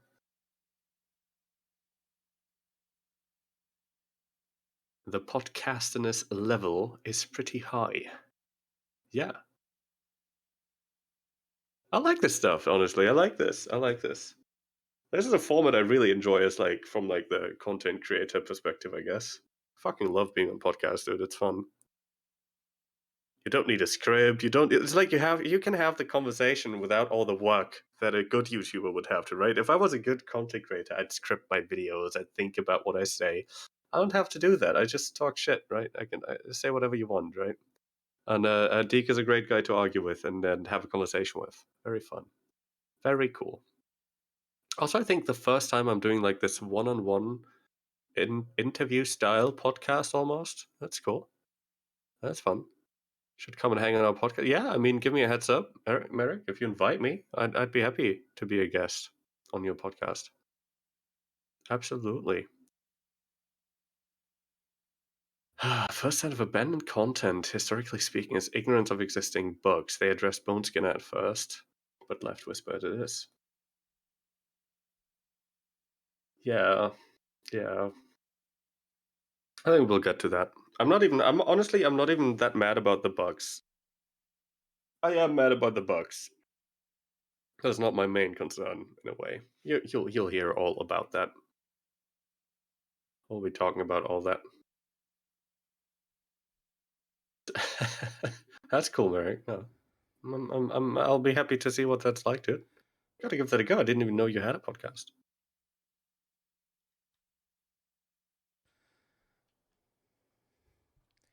Y'all having fun? Yeah. Just, chatting a little bit with chat. Word. Welcome back. Yeah, good to be back. My bladder is lighter and my cup is heavier. I mean, I don't... hope for separate reasons. I guess I should have specified, but maybe I'll just leave that up to everyone's imagination. Yeah, so I'm still trying to figure out for these podcasts what the appropriate chat interaction looks like. What action looks like? What the appropriate chat interaction looks like. I love to see the chat. Oh. But it's a one-on-one conversation trying to loop in the chat. I don't know. I hope y'all don't feel ignored out there. Oh, they've been telling me how much they hated it. They've been telling me about how they hate that chat experience. Rip me. Marigo, he went crazy. He was like, dude, Deke is like the most horrible person I know. Just straight up flaming. Like he didn't care. Deke, he didn't care at all. Merrick, on mine we have Junie reading the chat and occasionally interrupting us to put forth a chat question she thinks is good. That's a good idea. I need a Junie for my podcast. No, I think every podcast can kind of do it their way. I was actually talking to Chad about this earlier, is that your podcast feels a lot more podcastier than other podcasts I've been on, and that I actually really enjoy that. So like I kind of like how a podcast can have the different kind of appeal, you know, like one maybe interacts with the chat more, maybe one, you know, has that one-on-one talk that really only if something really relevant is in chat, you know, will interrupt, you know, the chat, because, you know, having too much chat interaction can really interrupt the flow of a conversation. Yeah, there's probably a good balance. When you say podcast here, what do you mean? I don't know, man. I think what I said earlier is like it's the first podcast that I'm on that I think I would enjoy listening to on iTunes without video. Huh. Maybe I don't know. Yeah. I don't know if that puts it. Yeah. Well, that's a compliment that I'll take. So thank you, number one. Like I feel like we could just stop talking about Guiltless 2 and just keep on, you know, rambling on about life and, you know. That's the idea. And it would be chill. Let's just be, you know. That's the hope. I mean, we were just getting into the topic, though. I put our faces back on. By the way, did you tell me that we were going to do 2 hours? Because dude, I said we've been at it for almost 2 hours. I said at least 2 hours. We haven't even started the topic yet. Yeah, this is why these things go for 4 hours. Like and this is something that I used to find. It takes a long time to really meet somebody, to really commune with someone verbally. It takes a long time. Yeah. And I have always loved doing that, and the podcast gives me a great vehicle to do it. So I just abuse people and make them stay on the podcast until I allow them to leave. I'm having so much fun right now. Like you've got the like I'm perfectly happy here right now. Great. Rocca, drop some Lord of the Rings things nobody understands. What does that mean? Well, I happen to be a huge Lord of the Rings fanatic. Oh. So very often, like, kind of every now and then I flex my lore knowledge, you know, at people. All right, drop something on us. People will be like, okay, yeah, oh yeah, I really like Aragorn for being cool. Yeah. I'll be like, yeah, do you even fucking know where he comes from? Do you even know his ancestry? Do you even know his family tree? You're You don't know enough to enjoy it. The Edain I am the gatekeeper of enjoying Lord of the Rings. Yeah. Dunedain, yeah, he's old. If you cannot tell me the story of the Ring of Barahir, then you do not know anything about Aragorn, my friend. And don't you dare talk to me about him, right? Like, you have not ascended to the levels where we can have a conversation about this kind of stuff. I think I cracked the Silmarillion, but then I was just like, okay, I'm not into this enough. It's a difficult read. It's the first. It took me like 3 or 4 times. I listened to it on audiobook. To be fair, I didn't actually read it, so that's maybe a little bit almost cheating. But no, I don't think so. A good 4 listens. I know. I say, man, to it about 4 times. As an adult person I have to like get out and walk every day. I have to commute places. I have to work during the day. I say, thank God for audiobooks and thank God for the technology that brings them to us, or even audio podcasts. Like I have a YouTube, what's it called? Red YouTube Premium subscription. I don't know what it's called, just so I can listen to videos with my phone locked. Yeah, it's part of my going to sleep routine. Actually, I listen to audiobooks. I found that to be very relaxing. You know, kind of, you know, lets me focus the right kind of way that helps me sleep is when I listen to an audiobook. Okay. And like kind of the trick I personally discovered is that whenever I listen to an audiobook that I don't know yet, then it becomes too exciting and prevents me from going to sleep. So what I do is I listen to the same audiobook over and over and over, and I've listened to the Silmarillion at least 50 times at this point. I can easily imagine falling asleep to the Silmarillion. So the Silmarillion and one other book, like, and The Journey to the West. Those are the 2 books that I've listened to 50 to 100 times each. Yeah, just because I listen to it every night for like an hour while I fall asleep. So my go-to-sleep ritual, I guess. I think that I don't fall asleep to audiobooks. I never really tried it. I was just I'm a big fan of like white noise, like having fans going.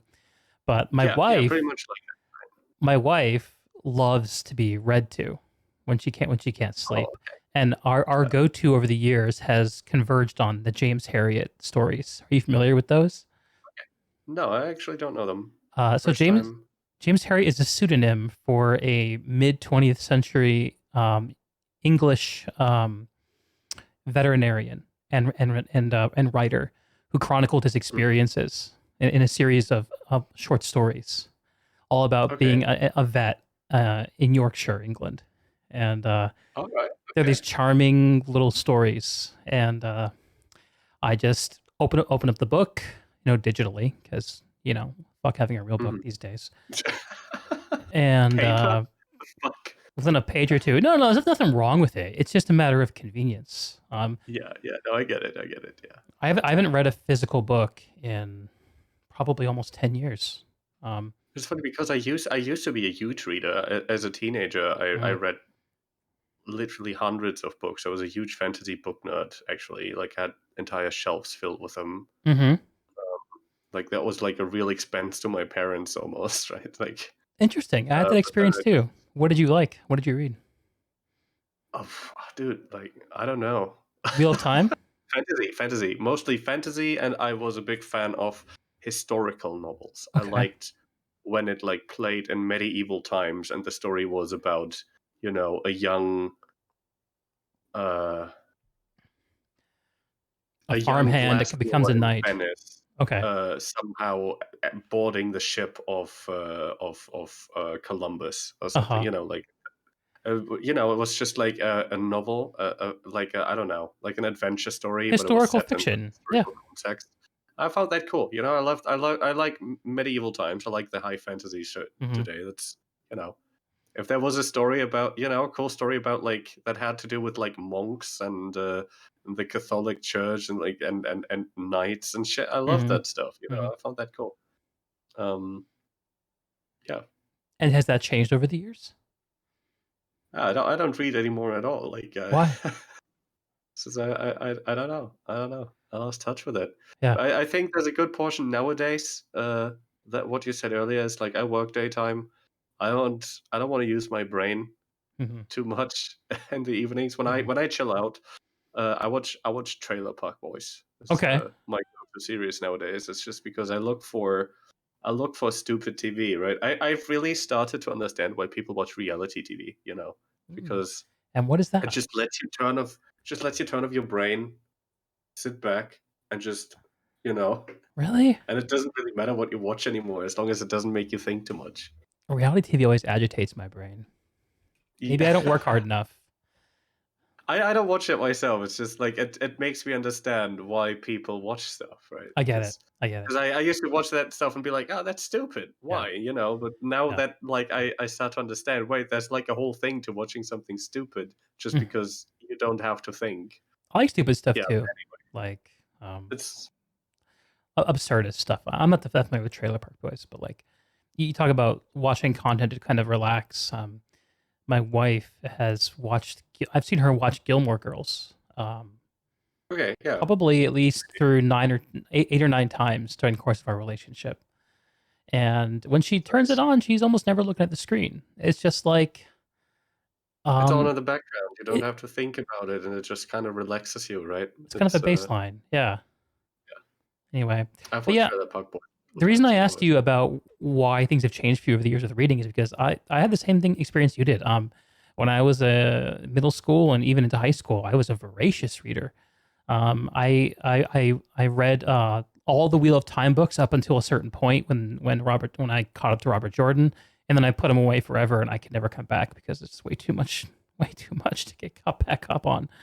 I read a whole bunch of Star Wars books during the old extended universe era. I had like over 50 different Star Wars books. I was super into it, super nerdy. And even into adulthood, and it really started to change for me when it got easier to talk to people online casually, like from smartphones. So social media was part of it. Another part of it for me too is when I actually wanted to sit and have an enjoyable, relaxed experience, I wouldn't pull a book out anymore. I would usually play a game or something like that. Yeah, no, that's actually true. Yeah, I'd actually say that I'd say that applied to myself. Yeah. Just technological advancement, kind of different entertainment media. Like I didn't have a TV for the longest time. I Mm, always had to like struggle with having a computer even when I was a teenager. Right? Like I right. always had to kind of fight my dad about how much time I can spend on that. Oh yeah. Um, and as that evolves, like you'd rather watch a movie than read a book, rather listen to an audiobook than read a book. Mm-hmm. Mm-hmm. I guess also like as I started, studying and shit, like you'd read more less out of as a fun thing to do, and more as like a work thing to do. Yeah. Which is just reading is just, I think, like tangibly a little bit more. No, I don't want to say difficult, right? I don't want to sound like like reading is hard, right? But like you have like it has a stress on your eyes, like you need certain lighting, It's more active compared to it's watching more, a TV show or a movie. Exactly. It has less of the I can just turn off my brain kind of Right. aspect, I guess. Yeah, I think probably for me, I've never really given this much thought, but it's kind of interesting me now. And we will go back to Guild Wars 2 Strikes. I'm teasing y'all so bad. We'll probably solve this one with some timestamps in the description or something, right? Yeah. If anyone wants to do timestamps for my videos, please hit me up at the DMs. Man, it takes a long time to break down a 4-hour podcast. I bet. Have yeah. fun. Enjoy. Oh, I always do. But I think probably for me, I always read to escape. It was like an escape for me, which is why I always gravitated to science fiction, fantasy. And the older I got, two things happened. Number one is I went from a point where I was very social during most of my days, like when I'm at school, compared to when I became an adult where my days were a lot less social. And I really wanted more social engagement out of my downtime, compared to when I was a kid where I needed to just like go back to pure introvert mode.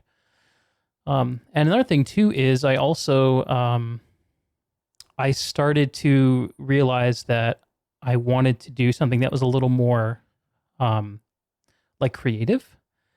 And for me, being creative around games and being social around games is always a lot easier than trying to be creative and social around books. Yeah. So, yeah, that's the medium definitely like lets you be interactive, right? And that's why I started the podcast. And honestly, I think that's why I started making content in the first place as well. That's kind of why I started streaming as well. Just the chat interaction, talking to somebody. My very first streams were me farming winterberries, and I remember talking to 1 or 2 people in chat while farming winterberries. About raiding. Probably while also farming winterberries. The fun little thing is that like I was always the raid guy, but I never streamed guild raids. Why? Like, barely ever. That would be an incredibly rare occurrence, is that I would be kind of allowed to stream guild raids. Because everybody's so self-aware. Everybody's like, oh, somebody's going to make fun of us. If we wipe twice, everybody becomes like super... That's so cute. I know, right? And I'm like, dude, people wipe everywhere. Like, I've been in other guilds. I've been in Snow Crows. They fucking wipe. Yeah. I've watched QT streams. They wipe as well, They have bosses where they get hard stuck. Just, kind of get out of your little eggshells there, maybe, and, just realize that everybody kind of has these issues and nobody can really make fun of each other for it. Or, I don't know.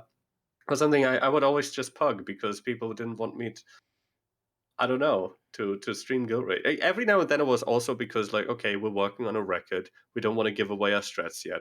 Because that is a thing that people would, try to scout out what you're doing, do it before you or something.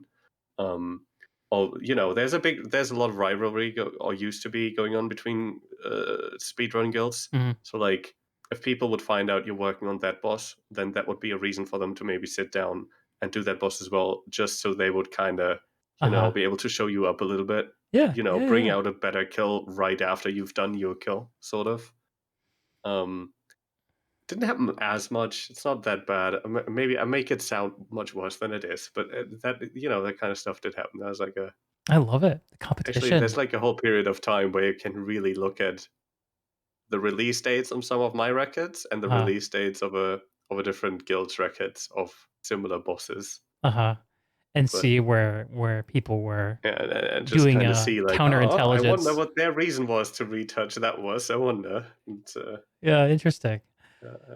Makes sense. And I also imagine that. So when talking about how you tend to be winterberry farming when you started streaming, is like when you're raiding and when you're trying to progress and hit a world record, like it's a very involved task. Like you're wholly focused on it, right? So you aren't actually engaging with the chat very much. I found that too. Like that in Final Fantasy a lot. Okay. Because in Guild Wars, I was at a point where I could have easily pugged, and I could have done a guild raid without much problem. I could have done that with my eyes closed, and I would have done like a good enough rotation to Uh-huh. still be very competitive, and I could have talked to chat no problem. But in playing Final Fantasy, where I have to have like a whole different level of attention on the game, I found my streams to become incredibly boring. I actually think that a lot of the reasons why my stream has become a lot smaller since I went to Final Fantasy isn't even necessarily because I'm not playing. Obviously, it's because I'm not playing Guild Wars 2 anymore, and that's kind of why people followed me in the first Yeah. place. But it's just because whenever I stream Final Fantasy and I'm progging an Ultimate, I just can't talk, dude. Like I'm unable to look at the chat and keep track of what's going on screen. I have to fully focus on the progress. And if I notice, because we're talking about a whole different level of content there, right? Like I'm talking about bosses. I've been progressing a boss for 3 months on like 4 to 5 Holy times shit. per week basis. With experienced players, right? None of us are new to MMOs, right? Like it's not like we're complete newbies, but clearly we're not extreme hardcore gamers in Final Fantasy at the time. But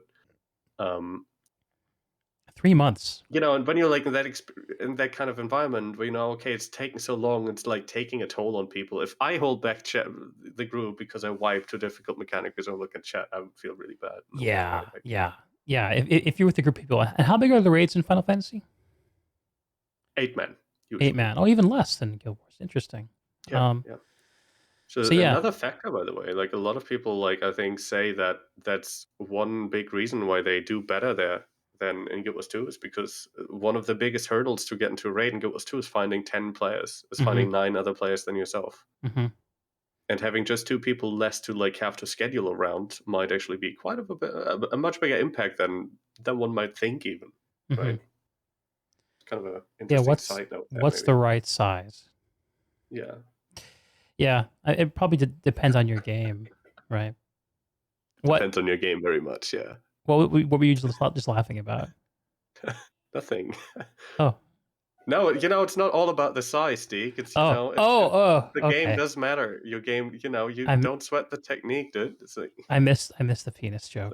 Sorry. I am mentally 14-year-old, by the way. That is a thing about me. Well, we're sitting here late into the night talking about games, so I kind of assumed that going in. Yeah, it's been a long day. I get to make childish jokes. Yeah.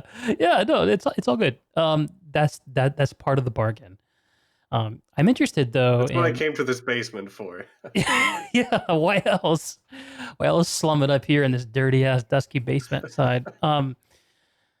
So I actually find myself wanting to hear a little bit more about Final Fantasy raids. The idea that you can be progressing on a boss for 3 months really intrigues me. Can you give me like an elevator pitch for what makes Final Fantasy raids stand out differently from Guild Wars? They're difficult. They're really, really, really fucking difficult. Okay. They are very it's almost you can't even. It's difficult to compare them because they both do raiding very differently. Guild Wars 2's design principle behind raids tends to be to kind of stagger mechanics on top of each other. So you'd have a boss, and that boss would do a certain rotation of attacks. So you'd have, let's say, Matthias as an example. Okay, Matthias has a rotation. Actually, Matthias will do a couple of auto attacks, then he'll shoot his Hadouken. Right? Yeah. He'll do a couple of auto attacks, then he'll do the jump attack. He'll do a couple of auto attacks. Then he'll summon his shield. Right? Yep. And that's kind of the cycle he goes through. So that's like an underlying, continuing mechanic that won't change for the first 3 phases of the fight. Right? He'll always do these attacks sort of in that order, and then you'll have. And then you'll have mechanics staggered on top of that, right? You'll have every 30 seconds somebody gets an AoE and he'll have to carry it through the puddle. Every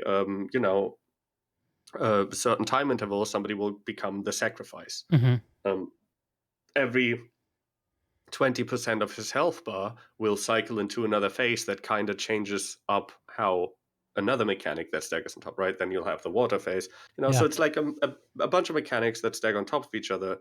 And it makes kind of leads to this versatile, more reaction-based gameplay. Final Fantasy raids are a timeline. They're 100% the boss always does the exact same attacks and mechanics in a timeline. So the boss will he will do 2 auto attacks. He'll do a tank buster. Then mechanic 1 starts where you have to spread out in this particular pattern. Then mechanic 2 starts where it starts in this. You can literally have a timeline down to the second where you see every attack, every mechanic that he'll do over the course of the fight. and some of them can still have random aspects to them, but you have a timeline of very mechanically challenging mechanics. So in Final Fantasy, it's all about knowing exactly what's about to happen, knowing exactly where you have to go, and then executing it flawlessly. And especially when you get into ultimates, they tend to not allow you to recover as much. You don't have a healed scourge that can bring your entire team back. You die. You're out of position even by a pixel. You're dead. So they're very Just wipe the punishing. group. Yeah. So and also they have enrage timers. Okay. Imagine that, dude. And you actually wipe if you don't do enough damage. That's something that Guild Wars 2 doesn't really know about anymore. No. So, well, of course, I'm talking about like very end game content there. They have other levels of end game. They stagger their end game a lot more. They don't just have raids and fractals. They'll have this actually kind of brings us back to the topic a little bit more that we were going into earlier. About bringing players through the content with the idea of Zaitan is a 5-man dungeon. They have something that I like to refer to as a ladder, a content ladder that leads your players through difficult content or to difficult content.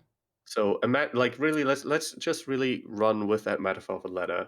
I actually tweeted that one out too a little. I saw that. Throw something up in Paint once. And that is that you have the ladder, and what are the these ones called that you climb up on? The rungs. Language barrier. What? The rungs. The rungs. Okay, Yeah. so and each type of content you make is a rung on that ladder, right? So you start at the very bottom, right, and you start with a story mission, and that doesn't require much skill, right? It's and it's not supposed to. But but you have to press buttons to do it. A boss will have a health bar. He won't do much, but you still have to kill. It's baseline. And then you have a dungeon, right? And a dungeon is a little bit more difficult. It's not difficult, right? Like in Final Fantasy, at least, it isn't. And you kind of do that, and it's the kind of the next step. But first time you'll have some mechanics. You'll have to actually do some healing, etc. Then you'll have the next one, and that's trials. That's basically strike missions. So it's an individual raid boss. And then you'll have a normal mode raid. That's a little bit more difficult than that. And then you'll have an extreme mode trial, so the difficult mode of the one before the raids. Got it. And that one will then be quite a bit more difficult, right? And then you have savage raids, which are quite a bit more difficult than that even. And then you have ultimate at the very top. So do you see they have this? So there are 2 tiers of trials and 3 tiers of raids. Am I hearing that right? Two tiers of trials, 2 tiers of raids, and then ultimates are a separate thing almost. Oh, ultimates are different, so they aren't raids. Ultimates are like a boss blitz kind of thing. They take an old raid tier and they take all of the most. Imagine if they went and they took Veil Guardian, yeah. Gorzaval, Sabbather, Matthias, and Zera, and they put them all into one huge back-to-back encounter. So you'd start fighting Veil Guardian on steroids, and every 30 seconds, Matthias jumps in and does all of his mechanics at the same time. And then 20 seconds later, Gorzaval and Holy Sabbather shit, that sounds amazing. They'll both do all of their stuff at the same time. Yeah. And and once you manage to get through that phase, now Matthias spawns and Zera comes in, and you have to fight those at the same. And it leads to that's the pinnacle of difficulty in that game. Is basically. And those are 15 to 20 minute encounters that are just loaded with mechanics. How's the gear work in that game? Does it have a ceiling like Guild Wars 2, or is it more like WoW? More like WoW. Okay. It has a item level. They bring out every time a new tier of content drops, they raise the item level so that you kind of have to play that for the new gear. Yeah. But what I really just want to say is the value of this. You see a lot more players in Final Fantasy play raids. A lot more players in Final Fantasy play ultimates. I think ultimates are at least 20 times as difficult as the most difficult encounter in in Guild Wars, at least. Jesus. In terms of how much coordination it needs. What do you think the hardest encounter in Guild Wars is? Doom CM? It's a tough decision, honestly. Tough call, in my opinion. Most people probably struggle with Doom CM, but if you look at Doom CM objectively, it's not that difficult. Mm-hmm. Doom CM doesn't have many mechanics. Mm-hmm. Doom CM has a guy that runs around. This is fairly what Doom CM punishing does if you screw up, right? Doom CM adds something that in League of Legends you would call map awareness. Mm-hmm. So in League of Legends, you can be a great top lane player, right? And be great at doing your thing on top lane until you get ganked by the jungler. Right? I don't know how familiar you are with League of Legends. Only vaguely, but all those terms I understand. Okay, so like once the jungler comes and kills you, you lose your lane, no matter how good you are at playing your lane 1v1, right?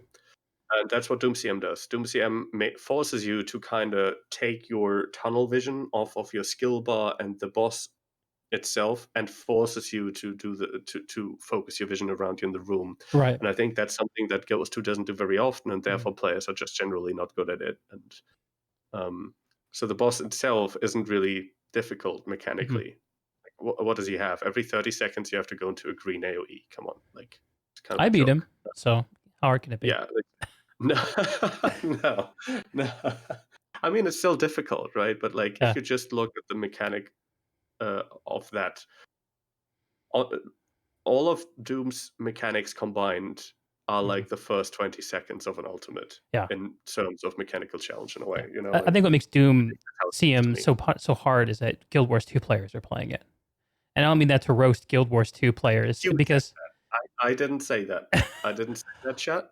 I okay, think you guys so are doing well up there. here's an important concept, and I don't want to get too sidelined by this, but an important concept is that the game makes the players. Okay? So people can come into your game with whatever mentality they have, with whatever interests they have. But the people who stick around learn to play the game the way the game tells them to play. And the game can do that in 1,000 different ways. It can put all the best loot on certain game modes. People learn that's how you're supposed to play. It can put all the interesting story in certain places. People learn, oh, well, this is how I'm supposed to play this game, or whatever. And I don't want to beat a dead horse, but Guild Wars 2 has told players how to play the game. And one of the things that they've told players is like, raiding is not really that important. You don't really have to, and if you don't want to, we prefer if you didn't. Yeah, yes, and no. I actually Disagreement. Let's go. I don't necessarily think Guild Wars 2 just didn't tell people to raid. I think Guild Wars 2 does a bad job at leading people to raids, right? Like, And this is your argument, so I'll let you continue exactly. with this. Go ahead. Kind of going back to the whole ladder thing, right? It's like, I've just talked about Final Fantasy for so long to establish this idea of the different, what are they called again? The rungs. The things you hold Rung. Here, I'll put it in the chat. rungs, yeah. Oh, thank you very much. I'll use that a lot as we talk about this. Okay. So I just wanted you to see the ideas of different difficulty modes, different types of content being the rungs on a ladder of difficulty, leading you all the way up there. Because in Final Fantasy, 3% of the player base have cleared ultimates, right? The content that's pretty high for the pinnacle vastly content. more difficult than anything Guild Wars 2 has to offer. Okay. Yet in Guild Wars 2, a similar amount of people have cleared Doom CM, or like have cleared or actively raid, right? Yeah. So it's like you look at it, you see like, okay, they have content that is this difficult and have the same amount doing it as people in this game doing content that is this difficult. And I think that is because of this difficulty ladder. That's because they are building up their content to be more and more challenging, and it's getting people who usually aren't competitive raiders, or like a lot of people I see that, if I saw them in Guild Wars 2, I wouldn't think they raided. But in Final Fantasy, they progress ultimates, right? With and have fun, and they enjoy it, right? And in Guild Wars 2, they just probably wouldn't get to that point even, right? Okay. So what does Guild Wars 2 do differently? I think Guild Wars 2 does a horrible job at designing their content ladder, if they even have one. It feels in Final Fantasy, they have a roadmap, they have a plan, they have a system in which they add their content in order to establish this ladder. Guild Wars 2, they don't actually, they don't have the two rungs, the big things on the sides of the ladder. I don't got a word for that. Sorry. They just have a couple of rungs, and they just, throw them on a pile. They're like, yeah, let's go. Yeah.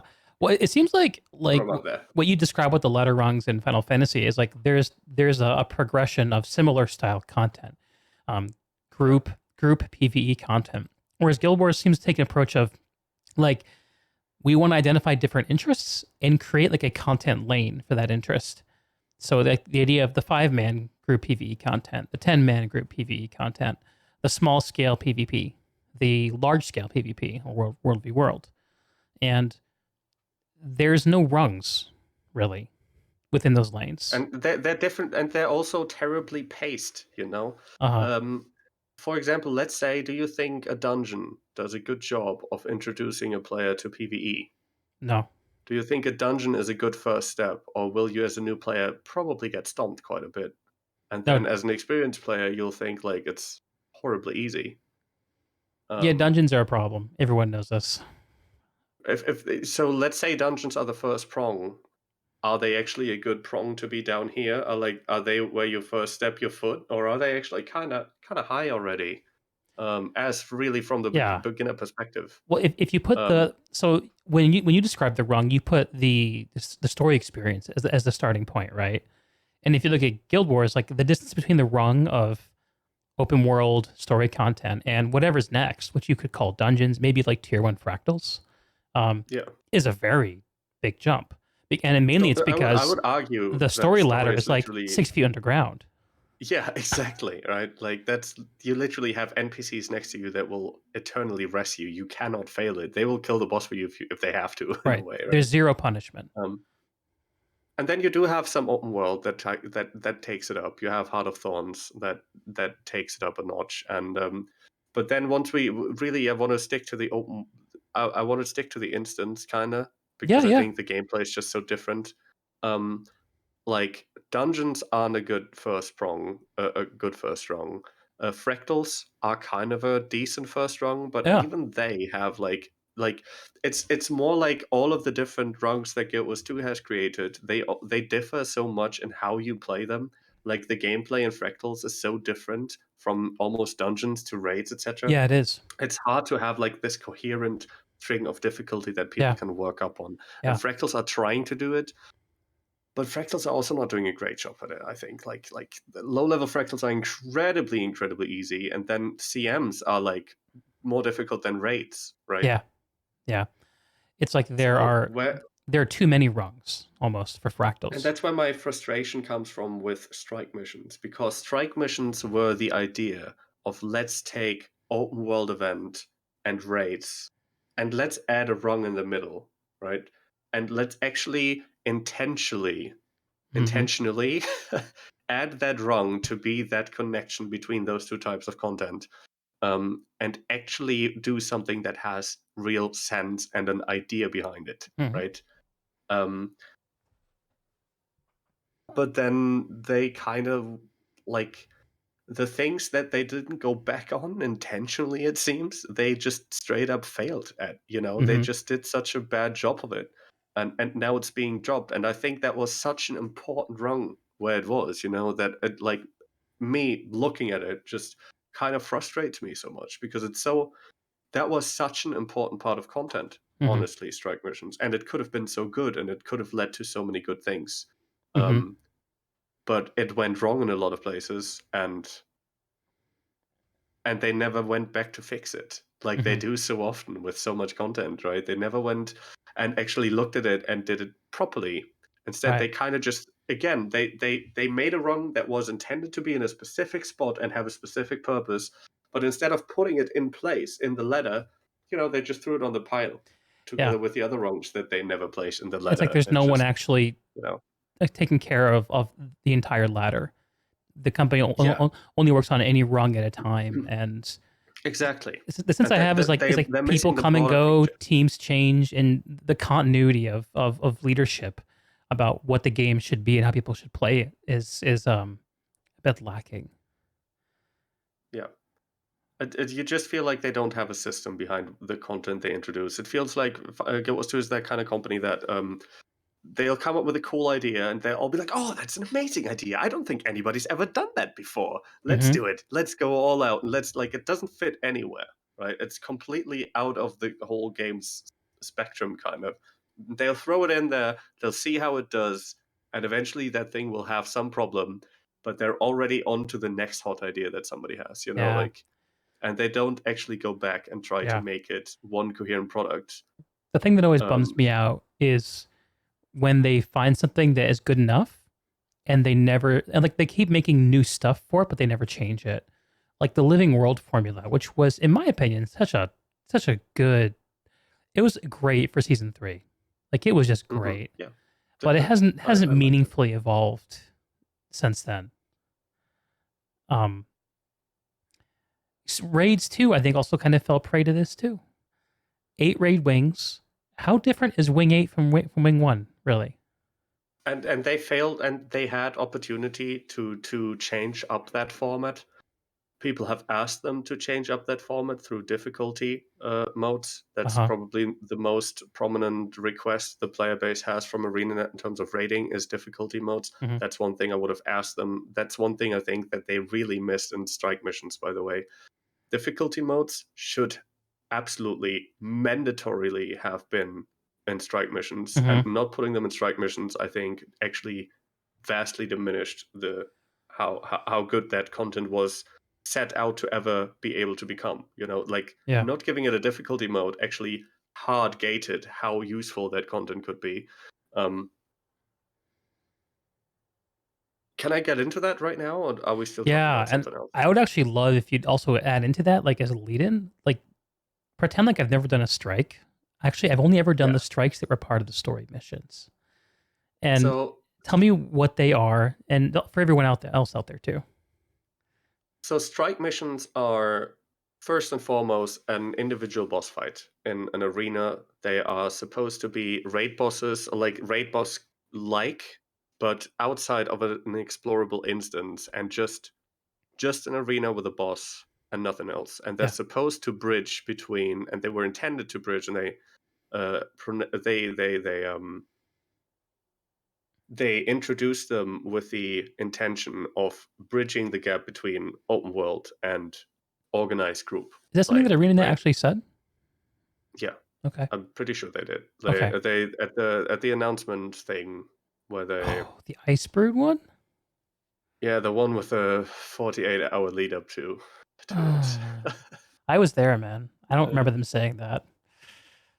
And there were a lot of design principles behind it initially that I think a lot of people have forgotten about.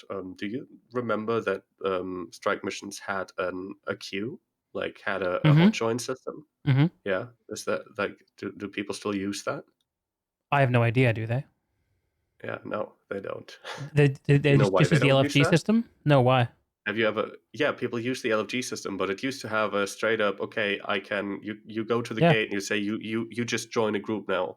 Yeah, there was a matchmaking system where it would put you into a group or put you into a queue for one. And I think that was a fantastic feature. I think that was so incredibly good because so I've made this experience so many times over the years that I've been content creator around raiding. Is that people are afraid of the LFG. The LFG is one of the biggest gatekeepers to raiding in the game. Is just you don't have those 250 ally, nobody will take you into the raid. Like it's very difficult, much more difficult to find a raid. And a lot of people who start raiding are afraid of fucking up, are afraid of having to prove themselves first, and that initial social having to talk to somebody is a big factor that keeps people from raiding in the LFG. So I thought it was a great thing that they finally added something like a matchmaking system that takes the process of getting into a group out of the LFG and makes it more of a hot join for that kind of content. And it would have worked pretty well, in my opinion, in content that is fairly easy. But as a rung between, again, open world and raids. Yeah, makes sense. Yeah. But what they did is that and I don't know if this was intentional, I don't know if this was a tech issue, I think it was a tech issue initially, but if it was, then I think they never actually fixed it. What happened is that if you joined a group through the hot join system, you had no group UI. You had no squad UI at all. You didn't see what the other classes you were in the instance with were playing. You didn't see anything. You couldn't pull people into sub-squads. You could make no kind of group constellation. So First Okay. of all, and I have so many problems with that. First of all, of course, that leads to you doing a boss that is intended for an organized group with an unorganized group. Uh-huh. And Guild Wars 2 is very much a game that is very, very important to have a certain group comp going, right? If your Mhm. buffs are random, then you end up with people who do absolutely no damage. Buffing is such an integral part of the combat that, you like these bosses are just straight up 10 times as difficult if you do them without any sort of setup. Mm-hmm. So forcing a player into having no setup just made the success rate of actually clearing a boss in that environment minuscule, tiny. Interesting. You'd wipe for the easiest bosses for hours if you were unlucky, right? And it leads to people being toxic to each other. It leads to people blaming each other because they don't have the information to work off. They don't know, why am I not having this buff? They don't have that buff because they can't control their sub squads, but they say it's because you're not pressing your buttons, right? So it actually forces people to, it makes people toxic.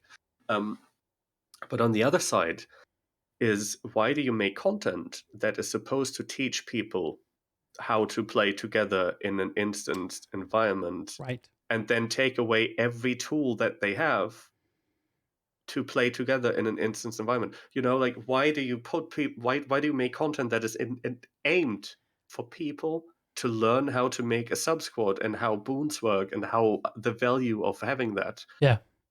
But then take that option away completely. So like, and I can't imagine that being on purpose. And Yeah, that's the and that meat of just group play. completely ruined. It just completely ruined this entire aspect of matchmaking, which Oh. was one, to me, when it came out, it was one of the most important parts of the entire thing.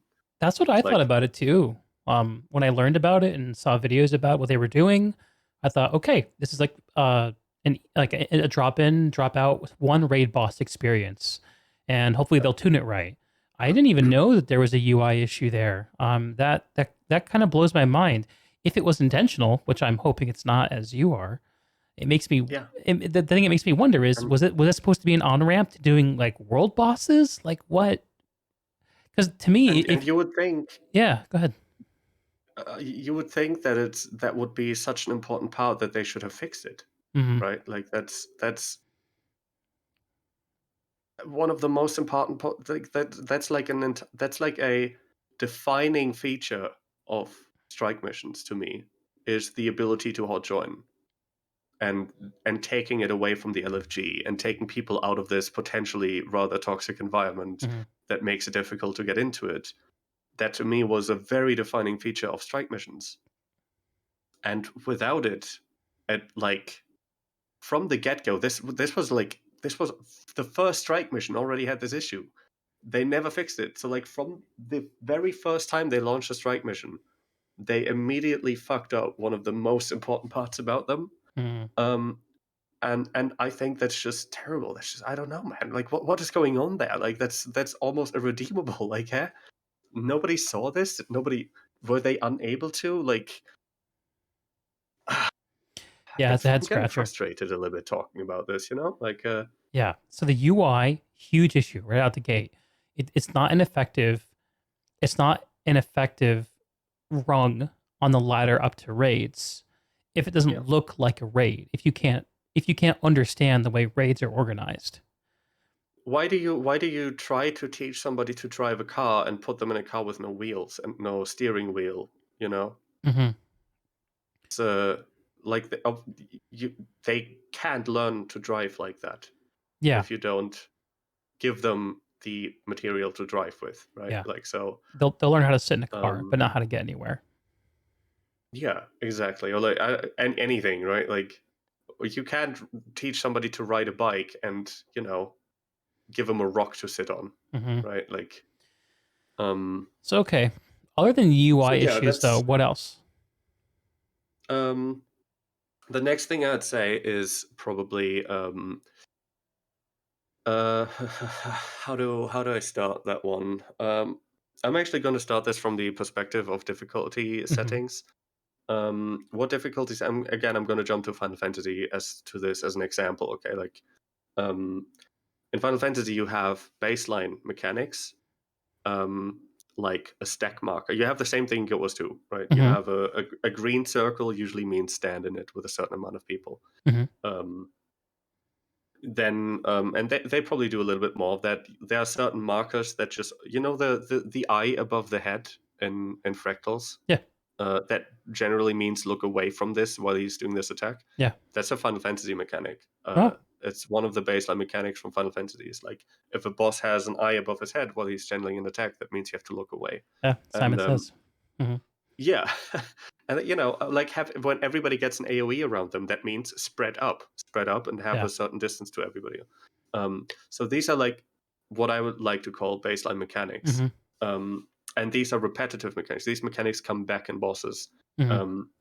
Every boss at the end of the day is a certain type of combination and revamp of these baseline mechanics, just packaged differently, right? Like different things can force you to spread up. The AoEs around you are just like the most obvious tell sort of for it, right? Right. So it's like these kind of baseline behaviors that you kind of want to teach to players. So that's what you want. You want there to be a certain consistency in what mechanics are, in my opinion. Yeah. So in So Final people Fantasy invest time does into this. learning it. There's a payoff for it. Yeah. And in their base form, these mechanics are all very simple, right? Mhm. It's not difficult to see if you have a long time to get there.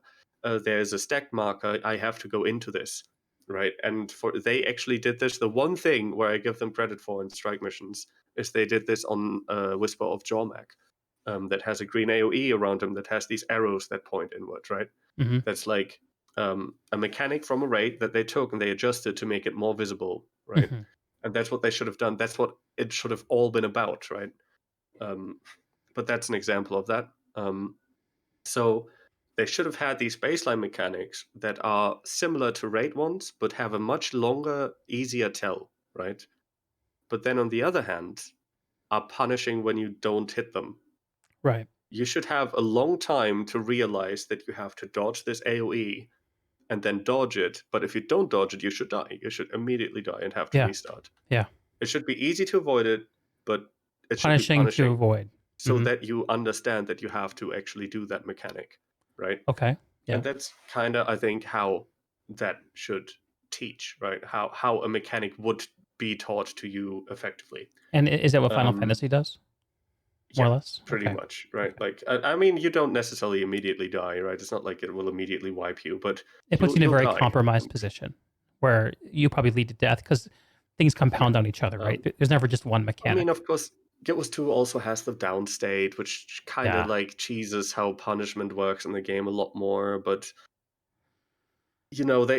I think you need to be punishing in order to teach somebody how to do a mechanic, because what it leads to, and what I think you see in how people actually play strikes, is it leads to people ignoring mechanics and out healing them. Right? Mhm. You don't actually dodge all the AoEs that get thrown at you on Whispers of Jormak. Mhm. You'll just stack 2 healers and stand in it. Interesting. You And just don't DPS actually it do the down. lamps on Bone Skinner. You just instead you just DPS and you bring 2 more healers to heal you through it, right? So it actually encourages a bad gameplay. It actually like the content, the way that it is done in Guild Wars 2, actually encourages you to not dodge the attacks, because rather than having that one very slow moving attack that will kill you, they'll have like a gazillion fast little things that will tickle, right? Mhm. So you don't learn to avoid the AoE, you learn to face tank and heal through it, and that's just It's basically teaching unengaging. you to play the game bad. It's not reactive, Yeah, it's right? like it's nothing really. It's just a heal check in Yeah. a balance that is incredibly power crept when it comes to healing. Interesting. So, Um, yeah, Guild Wars 2 doesn't punish you for not doing what it telegraphs its main mechanics are. The downstate is a Yeah. big part of that everywhere in the game. And I'm not saying this from the perspective of me as a raider who likes difficult content. I'm saying this from a perspective of how can this content achieve what it's supposed to achieve, and Yeah. that is to teach players and get them to learn what will later be relevant in raids. It's Because the if you basic. teach a player to Go ahead. if you teach a player to face tank every AoE that's thrown at him and out heal it, he will probably die in a raid later. He'll probably face tank one too many, and once that actually scales up to the point where you can't out-heal it, you'll probably be punished for it. And if you don't, then that just means that the content is really bad, right? So you're encouraging the wrong gameplay, sort of. With and that. it's almost like the game is so like in any game, there's a win condition. And the value of the win condition, in my mind, is basically what's left on the table after all the loss conditions. And if you make it so it's impossible to lose or difficult to lose, then the win condition loses its value.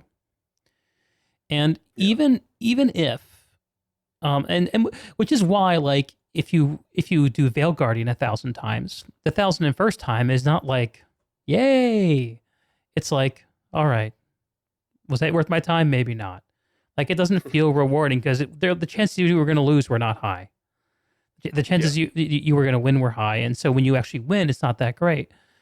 And this is a problem that I think pervades Guild Wars PvE, and it seems like it's right there in Strikes too, where it's reluctance to punish players for not following the mechanics that they that they implement results in people ignoring and deliberately failing those mechanics, and creating this weird meta. It's like a too lenient teacher, right? Like it's like a teacher that's trying to be too cool with you, right? And ends up not teaching you anything, and ends up like kind of teaching you the kind of bad behavioral patterns that they shouldn't teach you, right? It's like there's like there's like a misbalance there of that, of that kind of. It's not punishing enough to actually want you to play well, right? As like if you feel like it's actually the more effective way to clear this content is to cheese it and to not play well and to ignore everything. That's actually the more effective way, even, right? Like Bone Skinner is faster if you do it this way, right? Gorst of all too. Yeah, that it's like one of the original skips. Yeah, VG. I mean, but at least those kind of require something. Like VG skipping greens, that kind of requires a certain amount of like aimed healing. I mean, what am I saying? It's gotten fucking easy nowadays. That shit used to be power creep, but yeah, like it took some knowledge of the encounter and some precision execution, but you could pull it off. So yeah, you're probably right. Not a super fair comparison. I'm just saying, like, if you make content that's supposed to teach people, then you have to aim to teach people with that content. You don't like if you end up making content that encourages to play worse, then you've not just missed your target, you've made the opposite of what you were intending to make, right? You're not helping the community, you're actually damaging it in a way. Like, you make players worse. I think you just described Guild Wars 2. The game teaches people to play badly. I mean, it does in many places, and it's unfortunate. But I'm talking about PvE, which is the only part of the game I know anything about. But yeah. Yeah. Well, what else for Strikes? So Telegraph. Okay. So talking about UI sucks and mechanics aren't punishing. Yeah, and here's where I think they really missed the trick. That's what I was talking about earlier with difficulty settings. I think difficulty settings are the perfect way to teach, because I want a difficult boss, right? The easy mode should be hilariously easy. Most strike missions are too hard for what I would consider should be the original mode, right? Almost, right? It should literally be slow as fuck. Get out of there. If you get hit, you should facepalm and be like, fuck, I'm an idiot, right? And then on the harder mode version of it, you take away the tell or something. Okay, so let's say you have a boss and the boss has a big club and he hits on the floor with that big club. In the easy mode, he'd be like, yeah, your screen will flash red. You have a big telegraph. Yeah, everything on the ground is like flashy red. Get out of here, get out of here, get out of here. You'll get hit in a second, right? And the normal mode is just slightly faster, but without the red tail, without the big AoE tail, okay? let's just take that as an example. You've just taken away the big flashy indicator, but people still know it's there. People did the normal mode, okay? People still know it's the same attack. They recognize the motion, but because it has this direct interaction, right? Because it's so close to each other, that people have come out of literally just having done the easy mode and they go into the harder mode. They still remember that exact attack. That attack is still present in their mind, so they still remember that AOE on the ground. Mhm. So you've basically elevated them to the next level of difficulty in a very kind of convenient way, right? In a way that they can learn without much difficulty because they've literally done the easier version of it before. Doesn't mean that the club has to be very, very fast on the second boss. Second boss can still be easy, still not supposed to be a raid, Mhm. but you've given somebody actual progress. You've Mhm. given somebody an actual learning experience, kind of, you know? Right. And if that then kind of even goes further and translates into what I said earlier with these baseline mechanics that can then get picked up in raids as well, you know, if that club can be prevented if you stack in a green AoE instead or something, you know, then it actually ties into raids, and then you suddenly have a very smart system of how you again lead people through your content. You have recurring mechanics that you lead people through difficulty modes in an easier game mode that is Uh-huh. different from raids, but has similar mechanics, and it has like this direct comparison between an easier and a harder version of it, right? Uh-huh.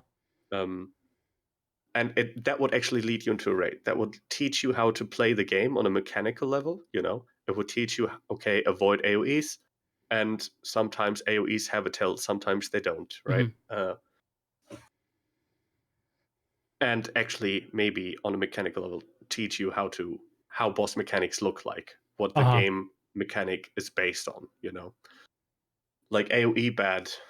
If a flashy orb flies at you, that's bad. You know, what do little red rings mean? Yeah. How are they different from, So a consistency of mechanics that scales Yeah. in a way that is that is transparent to the player. I think I'm having difficulty wording it. Like, I think I said it more complex than it needs to be, kind of, right? Just Well, here's my question, and maybe this will help make it all fall in line. Because I think I get where you're going. Uh, I see the merit in having an escalation of mechanics. Yeah. I think that there are even some boss fights that do this well within the boss fight itself, where you have phase one, it's like, okay, here's the basic mechanic. And then you get to phase 3 and phase 4 and it has that mechanic Some plus, CMs are plus like a few that, others. actually. Right. So we see that in small scale. But what you're talking about, the success story with Final Fantasy, is that they've implemented that idea across multiple layers of content. And some of these are hard and easy mode, like the 2 raids and the 2 trials modes. Some of them aren't. Ultimate is its own thing altogether. But it sounds like there's that consistency of that approach to be like, here's a basic mechanic at the lowest level. Okay, here's a little salt. Okay, here's a little spice. Here's a little this, and you keep sprinkling on, and or you make it more difficult by making people do 2 things at once, or having to have things happen back to back, or add in a layer of randomness, like an escalation of difficulty. Exactly. But how you can play around with them so much. Yeah. Yeah, and so here's my question about all that stuff, Raka. So for Final Fantasy, I'm guessing that the way that players are led through that content has something to do with gear itemization. Does it? I would say the first thing that Final Fantasy actually leads you through is actually the story. The story is Final Fantasy has a very stringent unlock system. It's not like you get thrown to the game, you can do whatever the fuck you want. Okay. You have to literally unlock everything through a quest. So there's attunement quests and things like that. Raids. You cannot play raids until you finish the story of that chapter. Imagine that. Well, I mean, basically, imagine that if we compare it to a Guild Wars 2 episode, let's say the new Guild Wars 2 episode is the one. Remember what the Joko episode where we fought Joko at the end? Yeah. Let's say that's the episode. You have to play that episode before you can play the strike mission that comes out with it, and that strike mission is Joko. Yeah. Right? So you play through the story, and before the final room, you actually have to queue up, and you have to join that instance that is Joko. And once you've beaten Joku, that's when you get your final personal story cutscene, kind Yeah. of. And then you get a Right. key to unlock the raid to do whatever. Yeah. Yeah, and So that's when the quest pops up for the raid Yeah. for the first time. You know, that reminds me a lot Like, of actually is the old school World of Warcraft attunement systems. Probably, yeah. I mean, that's where they take a lot of their inspiration from, right? It's World of Warcraft. Yeah. So you sacrifice accessibility. You cannot jump straight into the content. What you do is you give players a road that instructs them how to play the game, how to be good with it. Pretty much, yeah. Yeah. Like you kind of force them to play it in the first place. Which I think that's where Guild Wars 2 doesn't like the whole system, where they don't like that format because they don't like to force anybody to do anything. Yeah. Seems That's like Guild Wars the whole philosophy. likes to have more of a wheel approach, where like you put players in the middle and they can go here, or they can go here, they can go here, and they're not necessarily connected. But you know, I think they could achieve the same things with that if they did it correctly. You know, with like people strikes still and raids. people seek out dungeons, people seek out strike missions. Mm. The majority of people, I think, nowadays does that. They at least give it a shot. Mm. It's a lot more interesting if a boss fight has story relevance, right? If you actually experience a cool story kind of character as a cool boss fight, that's a different experience, Mm-hmm. you know. I lost track of thoughts. It's getting late. I'm starting to feel the time. Yeah. Yeah, that's what happens on all podcasts. Like, yeah. So when I got to this point with Mighty Teapot, right? You know Teapot, like I was astonished by his energy because I got to a point where I was like, oh man, I'm tired. I want to stop and have some dinner. And there he was I'm jealous of Teapot for that energy. At like 5 in the morning, and he was just like, go. I have no idea. But yeah, well, so I mean, he sleeps, and like his sleep schedule is a little bit weird compared to others, right? I gather that. Either way, Teapot is an incredibly energetic person. Like he's something we can all aspire to in that respect, I think. Yeah, absolutely, dude. So Bick just said something. I don't know how he does it, man. Yeah, Bick just had something in the chat. Bick Mag, Heart of or what about the idea for Heart of Thorns? You have to do the story first, then fight Mordramoth, and only then can you get into the Spirit Veil, something like that. And the thought I had is like, that's how Final Fantasy would do it. Exactly. Yeah, you even take it up a notch and make it like, so if there was like a hard mode for the raids, maybe you had to do the Migraine achievement first, which is the one to beat Mordramoth with all the crazy requirements in it. Like, but Guild Wars is like almost anti-gating in its approach to that stuff. Yeah. And the upside. I think it was to. Go ahead. No. It's your turn this time. Okay, I was going to say, like, I think this is a philosophical thing, and I think that I'm not sure if that philosophy is. The question I always have when I come to these big ideas is there a problem in the philosophy, or is there a problem in the application of the philosophy? The philosophy of Guild Wars is access is more important than progress. Access is more important than the ability to get to the content for everybody is more important than having the content be good and meaningful.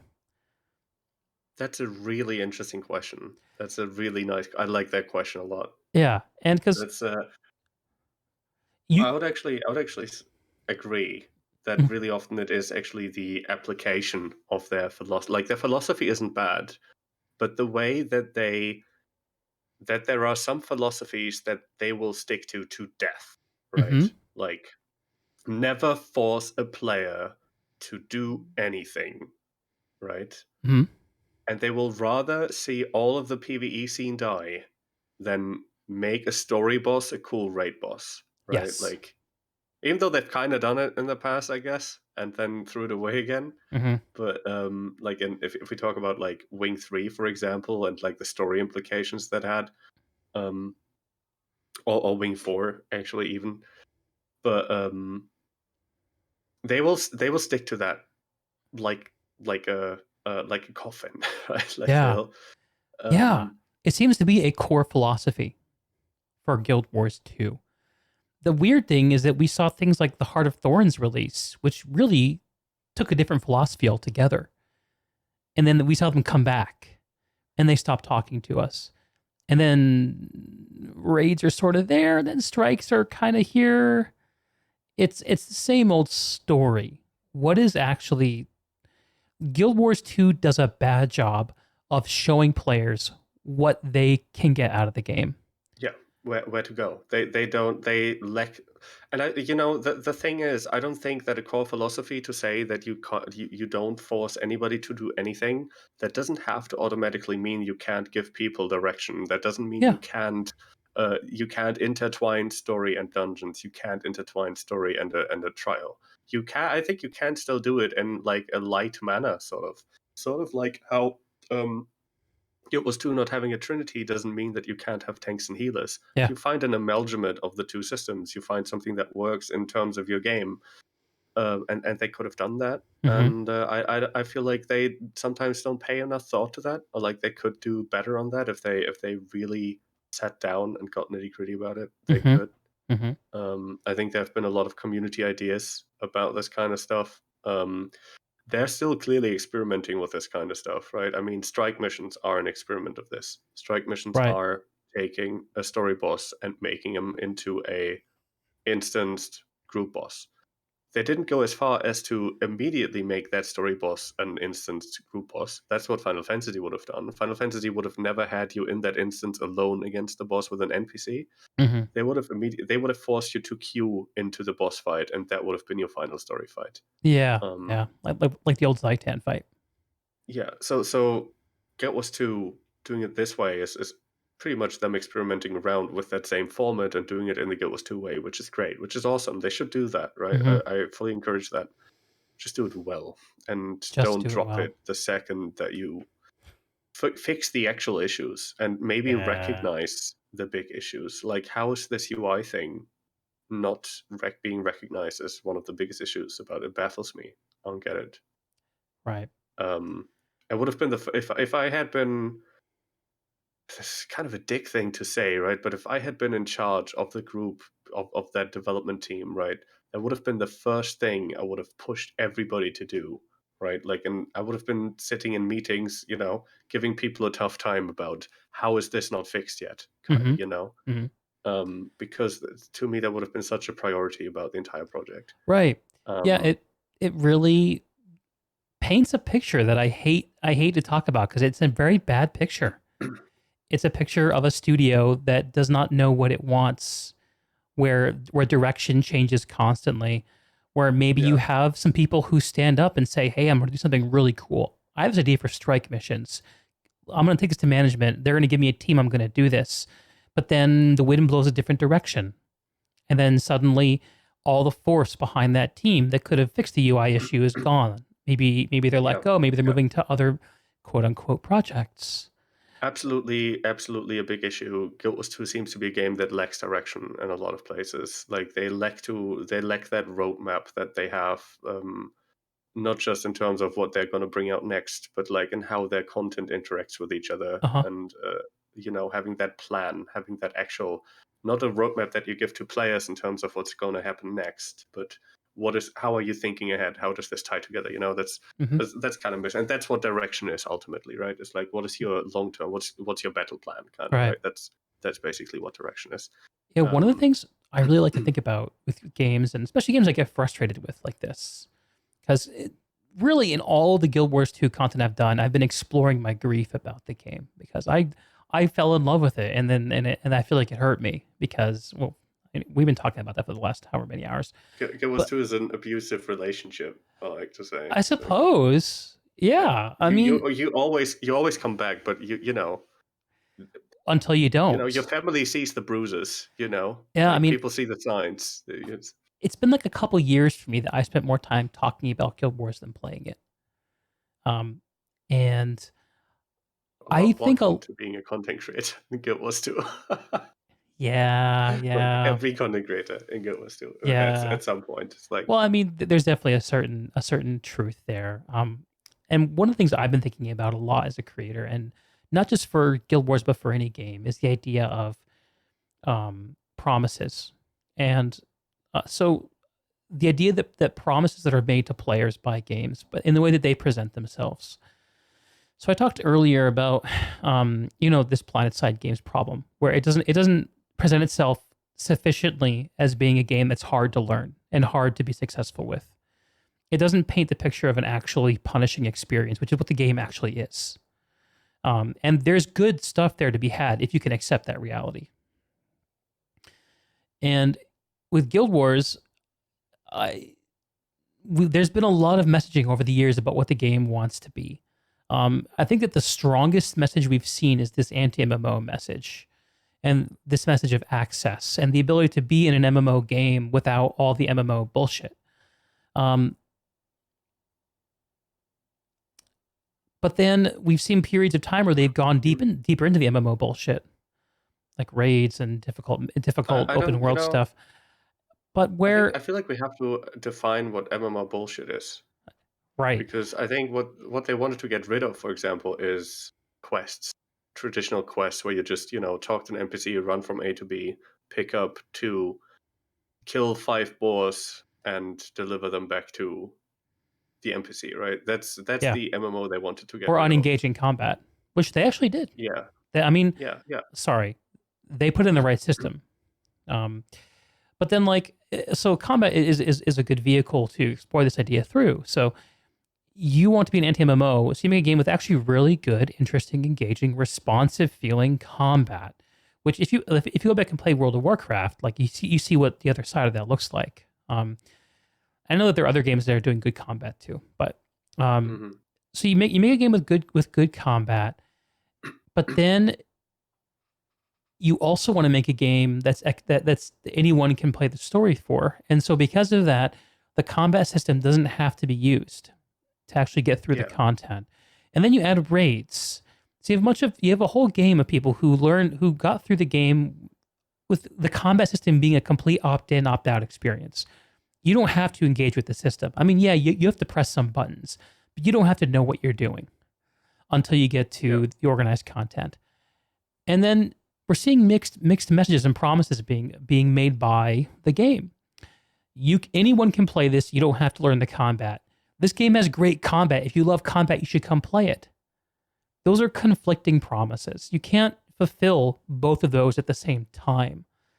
And there are just so many places in this game, and raids and strikes, another good example, or 2 good examples, where there are conflicting promises being made that never got reconciled. And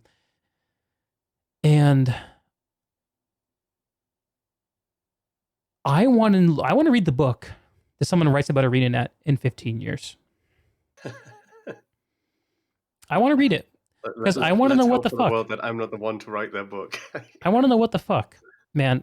There was a time where I thought about approaching these Guild Wars discussions in a much more in a much more positive fashion. And when I say positive, I don't mean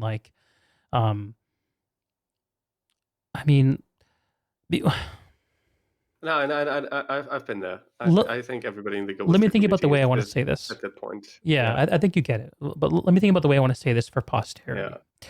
There was a time where I thought about being less authentic about my feelings about Guild Wars, with the idea that I could eventually get to a point where I could actually talk to some ArenaNet folks and get them to come onto my program and talk to me about the game. Where I came in on it is what you can see. I decided authenticity is the most important thing. I'm going to be honest about my feeling, my experience of it. And if that taints me from ever having any access to ArenaNet or whatever, any of that goes on, I have accepted that. But I would love to talk to someone from ArenaNet, past or current or past, future, I guess. I don't know why I was going to say future. It makes no sense. And learn something about what goes on. And here's the thing, I work in software, so I have some idea of where things can go to shit, and where bad leadership can cause issues. And I know that there's a limit to what people can say, but man, we need a vehicle to grieve for the game that we never had. And right before an expansion comes out next year, I mean, it's not right before, we have time, a mea culpa from ArenaNet to say, hey guys, we know we haven't been the game that we should have been. We know.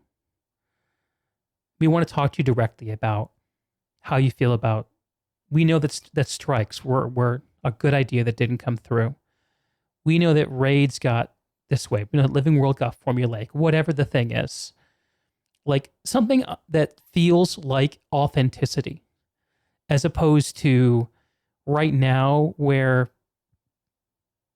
we feel like children being kept on the outside.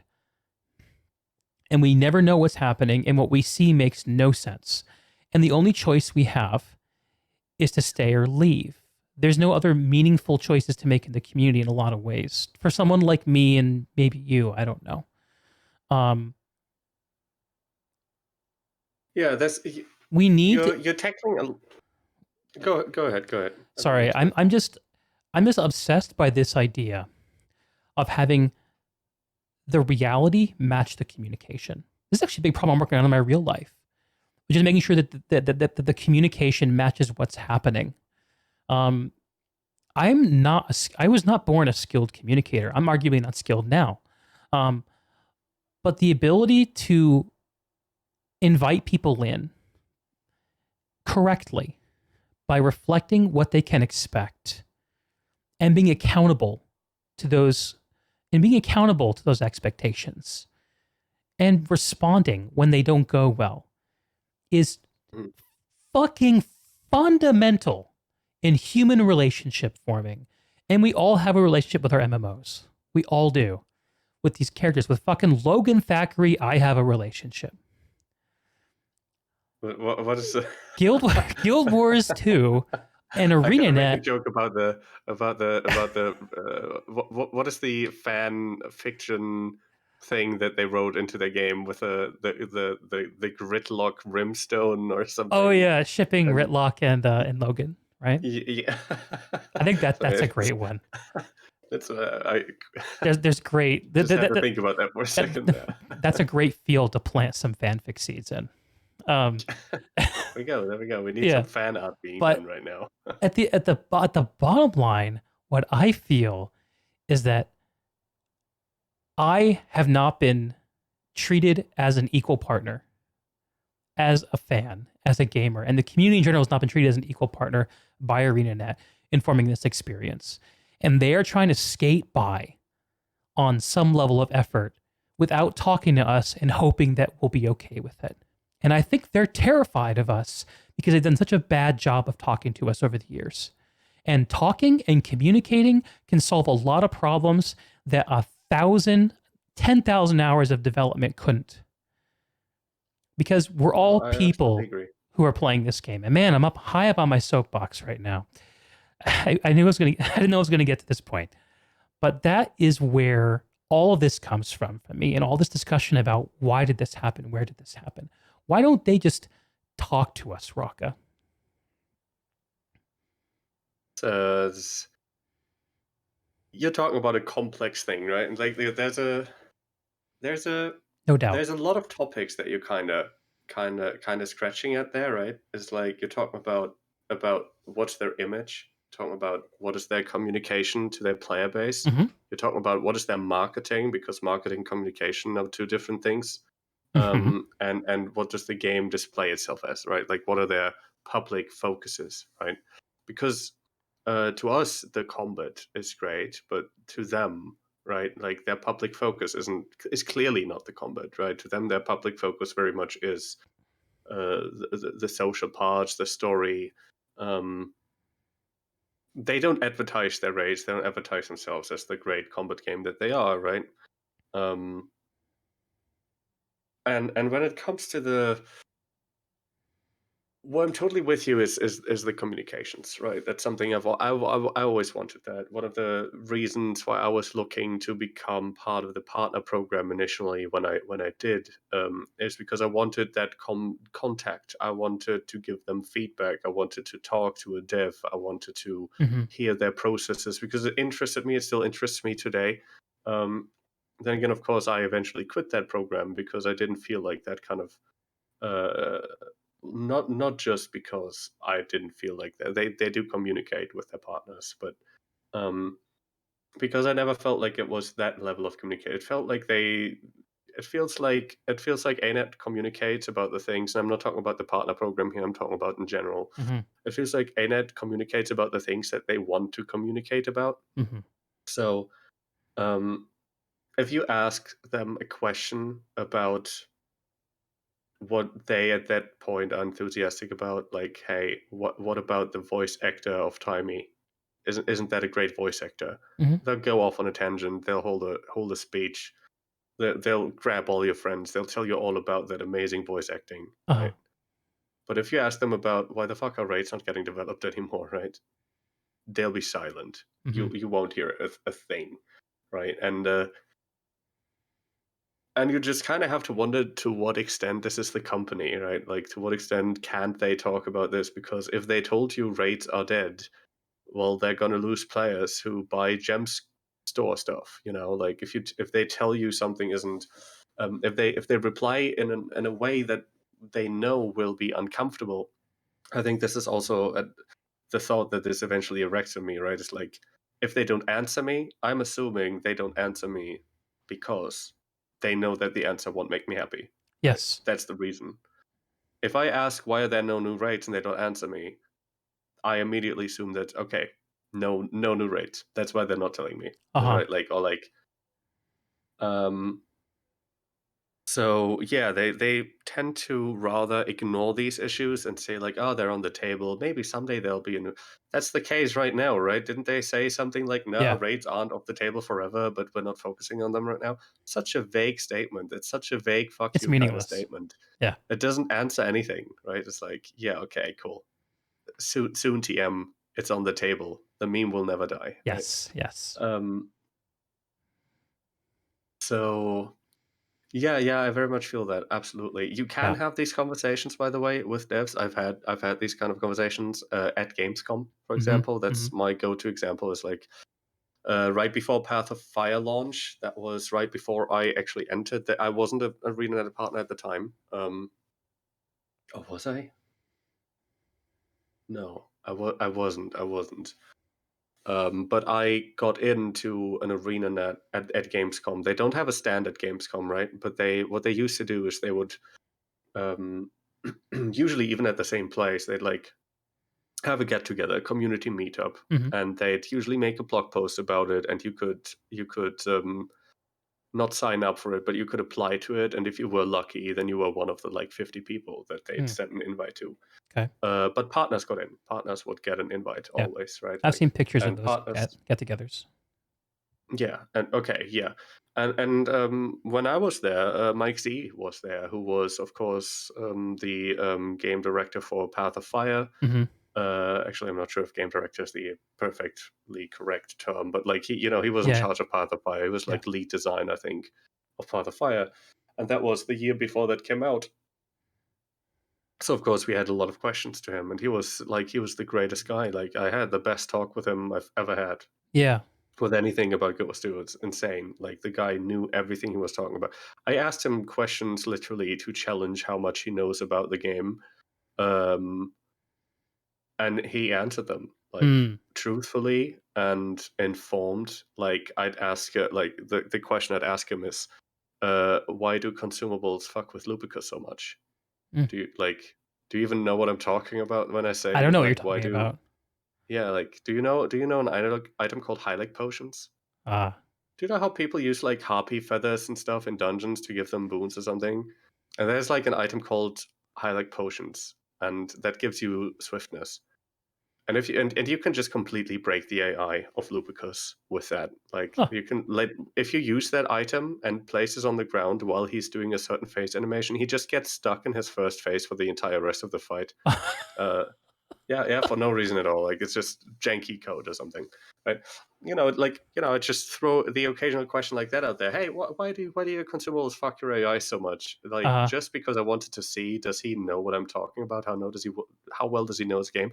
And he knew it so well. He gave me a satisfactory answer to that, which I didn't even expect. Right? He was like, "Yeah, okay, that's because the boss kind of interacts with items in this kind of way, and starts talking about it. I'm like, wow, I'm amazed that you even give me an answer to this, right?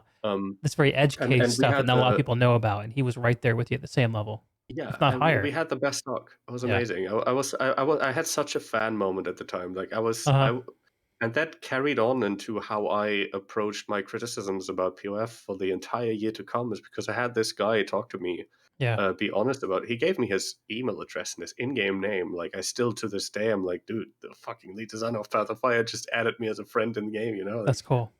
you could actually see him he used to be able to see him in LA talking to people in map chat quite a bit. People just didn't know who he was.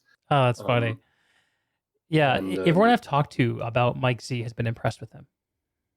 Yeah, exactly. Like, and I think that's what you are saying, is like, we kind of need this kind of communications, right? This kind of figure that will talk to the community that we can look up to and trust, and that will talk to us in this kind of way, because that seriously built trust for me. And even though I'm looking back now, there's a lot of things about POF that I'm seriously disappointed with and feel almost betrayed.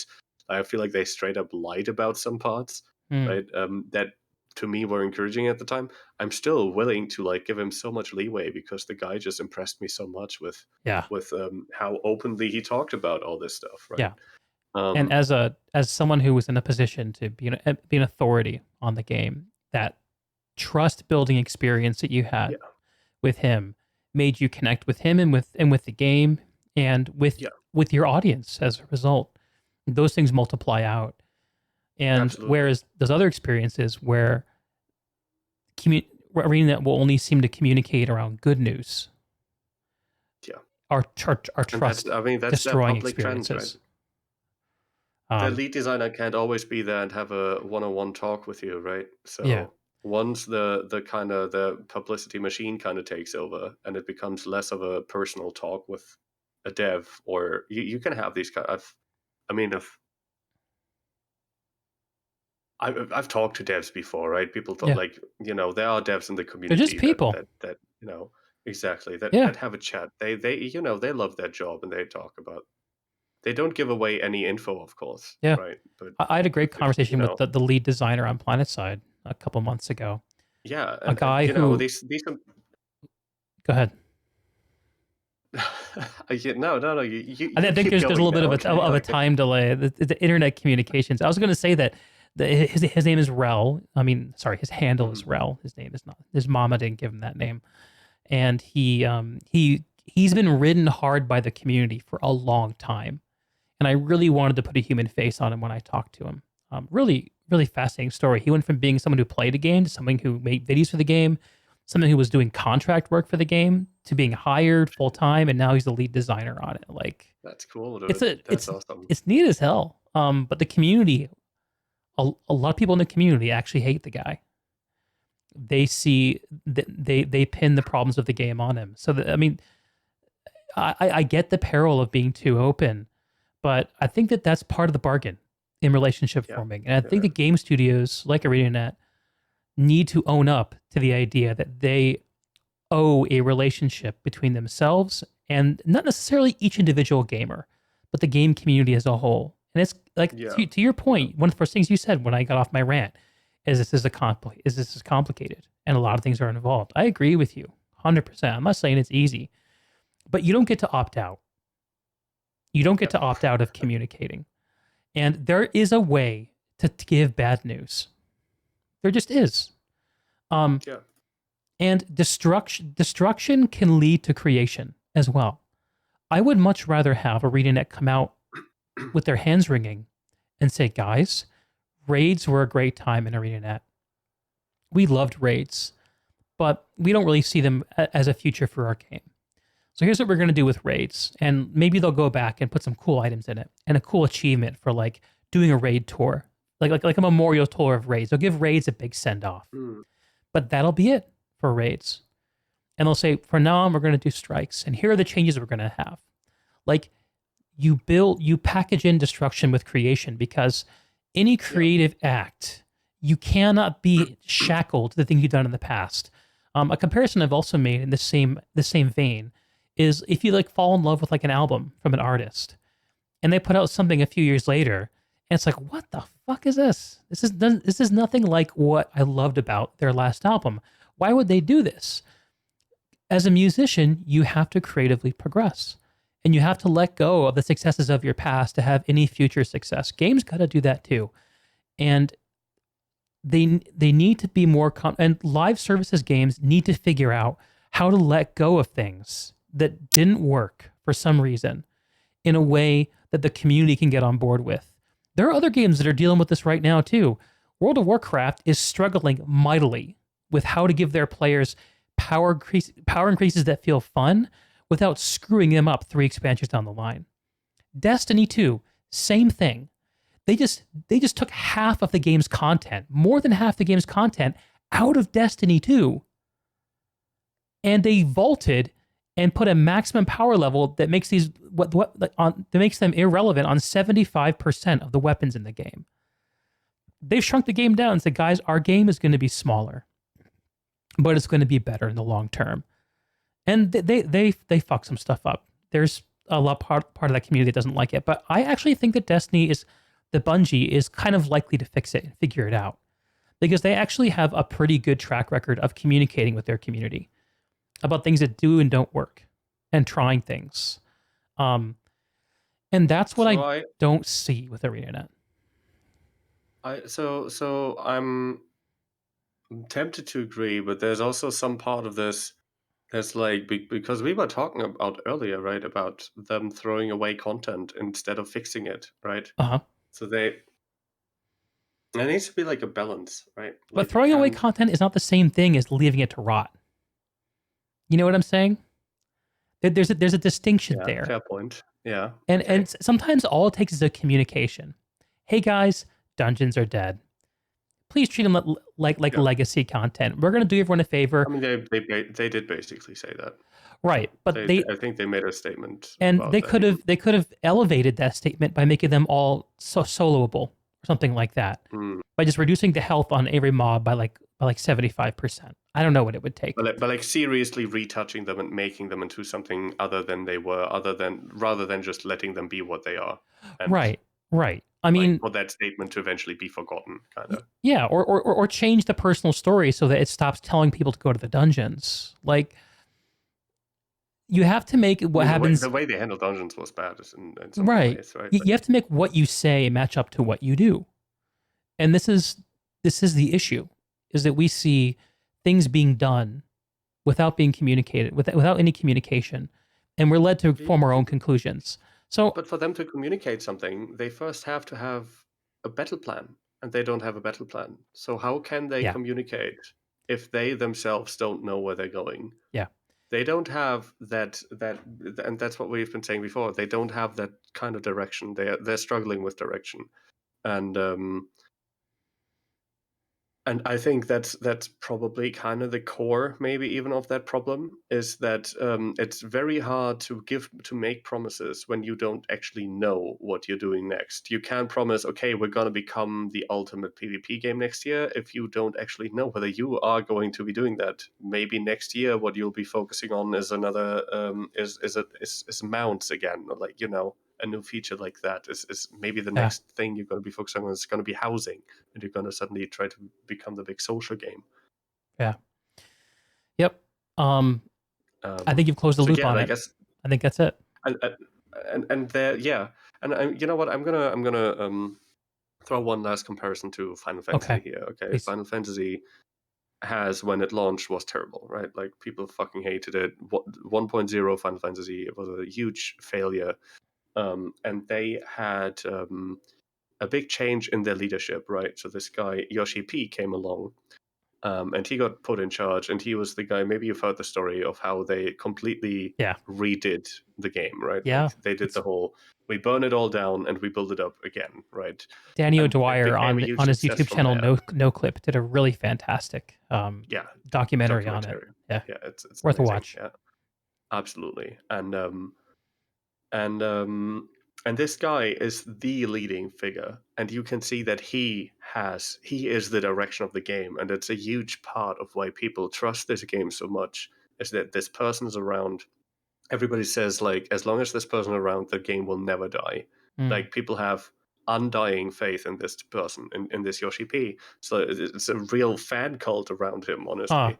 And there's like this whole layer of trust and direction, and people know what to expect from him. People know like what kind of person he is. They know what kind of promises to trust, etc. Right? Like, and he's been delivering on his promises for years at this point, and he's brought the game to like a glory that it's never even been able to dream of before, right? So, and having this kind of figure, this kind of spearhead on your player interaction, right? Guild Wars 2 doesn't have that. Guild Wars 2 doesn't have that person. Guild Wars 2 has a few devs that are close, kind of. You have Ben, you have Ben P, you have CMC, who are like the champions of the community, right? But they're just individual devs. They don't have that kind of. Yeah, they aren't leaders on the game. They can't, right? Because they're employees. They're not. And they're not employees in charge of communications. They are, Yeah, there's people who work on a game who are willing to talk publicly about it. They're willing to stick their necks out. That person. Yeah. To me, that was Z for a while, right? Because I met him in person. I felt like I had that kind of belief in him for a while. Before that, it was Mo. Before that, it was Colin. Whether those people were incredibly good at it, I don't know. I don't think Mo was incredibly good at it. I've kind of experienced him, and I've never met him in person, but whenever I see him, I recognize him as this very shy guy, and he never gave me that feeling of having that strong sense of direction necessarily. But at the same time, I really valued when he kind of what I valued about Mo really much was that he really stuck to his whole we only talk about it once it's shippable kind of philosophy. And not necessarily because I love that philosophy so much, but because I just respected that he'd stick to it. Yeah. And he ushered in a phase where the game really delivered. That was an act of leadership and direction, right? In a way, it's like that was something you could rely on, and that I respected a lot. Yeah, and he actually came through, at least for while he was active. And he actually did, like you say, I'm not going to speak, I'm just going to deliver. In order to fulfill that, you have to deliver, and Mo did. Yeah. Raids did slow down, and initially while he was there, but everything, like a lot of things started happening in Guild Wars that I wasn't sure if it was ever really going to happen. Like the idea of having meaningful expansions of the world and the lore, new areas to explore, new voice-acted storytelling between expansions. To do that reliably. Mike Z's biggest accomplishment in the game is probably the 3-month release cycle between Living Worlds maps. I think that was like a big thing that POF tried to achieve. Was to be the first expansion they do that doesn't have content routes ever. Yeah, that always has a 3-month cycle. And they did that. They pulled that off. He delivered on that, like hard delivered on that. Yeah. And he Whatever else you say about Path of Fire, to deliver on. And they had a meaningful expansion of the game with mounts. Like they brought something really new and a really fresh idea that not just fresh to Guild Wars, but fresh to the whole MMO space.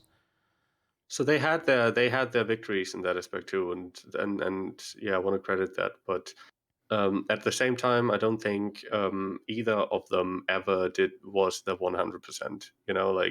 They had their victories, but I don't think I was ever in a place where I really looked at the lead designer or like at the CEO kind of and was like, wow, that dude, 100% trust, 100%.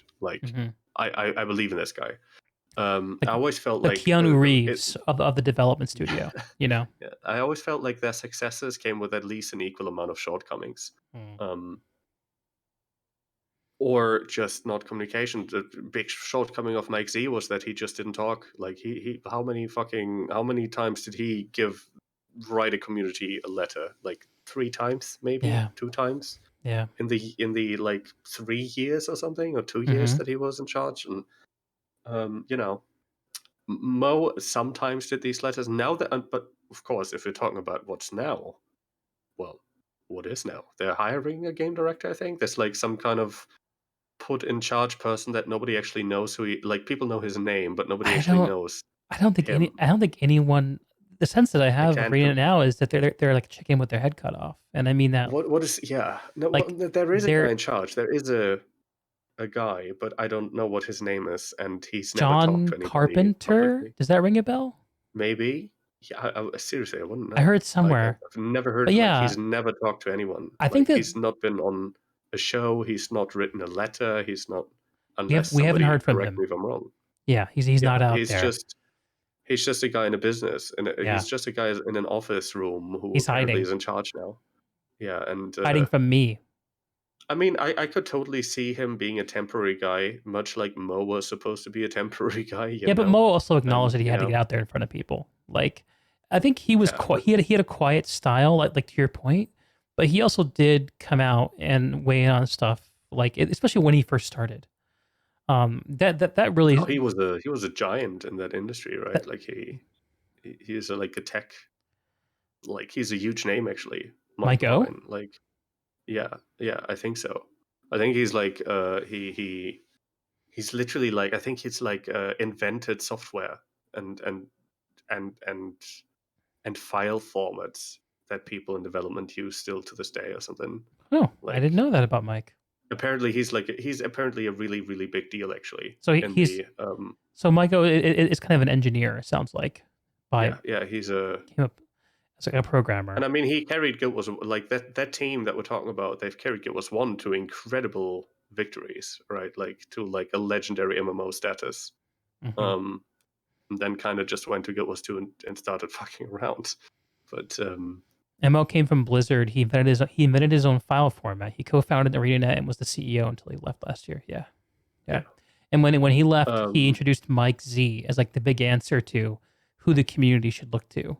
And then Mike Z quietly went out the back door right after the Ice Brood announcement. I think we need to differentiate, right, between between a CEO of a company and the community spokesperson in a way, the person that the community looks to and trusts, and doesn't have to be the CEO. Yeah. I don't actually care about who the CEO is. Like I probably should, but the thing I care about and the thing that I'm harping on is who is the backstop? Who's where the buck stops with community accountability? Yeah, like the lead. Honestly, I'd probably look at like lead designers usually. Like who is the guy who sets the guidelines for where the content is moving, what kind of content we're focusing on, and then also, I mean, I used to look at team lead devs. I used to follow Crystal Raid, right? Like as the lead raid developer, like and she was a huge. I loved her early talks on I'm raids. still a huge fan of Crystal Raid. Yeah, like, she knew her did stuff. Amazing work. Yeah, and like she was just a straight up professional dude. Like I'd follow her on Twitter, always hoping for some sort of interaction. Like I wanted to. That's the dev I would have loved to talk to. I'd never got a chance, unfortunately. But if I had like a list of devs that I could talk to, she'd definitely be on there. Like you should ask him. Like a hero. You should ask him. You never know what'll come back. Her? Yeah. Yeah. You said you like doing podcasts. She's at Bungie now, right? Yeah, but sometimes you can talk about things in a way that you couldn't when you're on the other side of something like that. Maybe, yeah. I don't know. Ben Arnold, I guess. Yeah, I would like to talk to Ben Arnold. I'm sorry. Did I misgender Crystal? I know that Crystal is a woman. Yeah, it's a she. I meant to say you should ask them. I think is what I meant to say. But I kind of clipped that. So no, it very much felt like just the wrong word, not the wrong intent, the wrong knowledge. Yes. Yeah. But yeah, I'd love to talk to Ben Arnold as well. More about fractals. I think Ben Arnold, isn't he? I love Ben Arnold, right? He did a lot of things really well. But I think he's the dev who was behind instabilities in fractals. And that is probably my least favorite change in the game ever. Why? And I think that's like a good portion of why I'm not playing the game today, is because I've completely quit fractals over instabilities. And fractals was kind of the one thing that kept me going in the game, other than raids. So Mhm. now, instead of being 50% focused on the disappointments in raids and 50% focused on having fun in fractals, I was now 100% disappointment in raids, right? Mhm. So Interesting. in a way, I think that not blaming you, Benny boy, okay, but certainly did me wrong there, okay. So, I'm not gonna be personal, but I'm not what happy is the about community this. sentiment on instabilities? Is your point of view commonly shared in your opinion? Well, I see a lot of people share it. I think, well, I'm very extreme about it. I think it literally hurt the game mode and was very, very almost detrimental to it. That's my Mhm. opinion. But I think at least what the majority of people at least say is that it didn't add anything. It's like it took more away than it added, and Okay. less people. It didn't. There are more people that quit the game mode because of it than there are people that are playing it because of it. Mm. Um, so in a way, it just didn't really add as much Yeah. as it It added as it a as it took out it in a kind of way. added an element of random challenge to the Yeah, encounters. And I think that that's that's what I'm thinking about what you said about Final Fantasy, about why it's so good, about the whole timeline thing, about how you can rely on things. The idea that you can learn an encounter and know how it's going to go. But with the instabilities, there's this element of randomness that's dragged into the works that frustrates people I and like yourself. to build on something that the chat here says. Yeah. I don't think that randomness is bad, and necessarily you can make good randomized mechanics. Um, instabs just aren't good randomized mechanics. They're bad randomized So the mechanics. mechanics are low Really, quality. really, really bad randomized mechanics. Okay. A lot of them didn't make sense when they came out. They don't get balanced as well as they should. They don't get retouched as much as they should. So is it the implementation And or the idea that's bad? I would say probably the implementation is Hmm. worse than the idea. I don't think the idea is necessarily great. But look, here's the thing. Chet said this so correctly: is Hmm. they are not challenges. Instabilities, they don't make stuff more challenging. The way they're implemented and the way they work is they make stuff more annoying. Mm.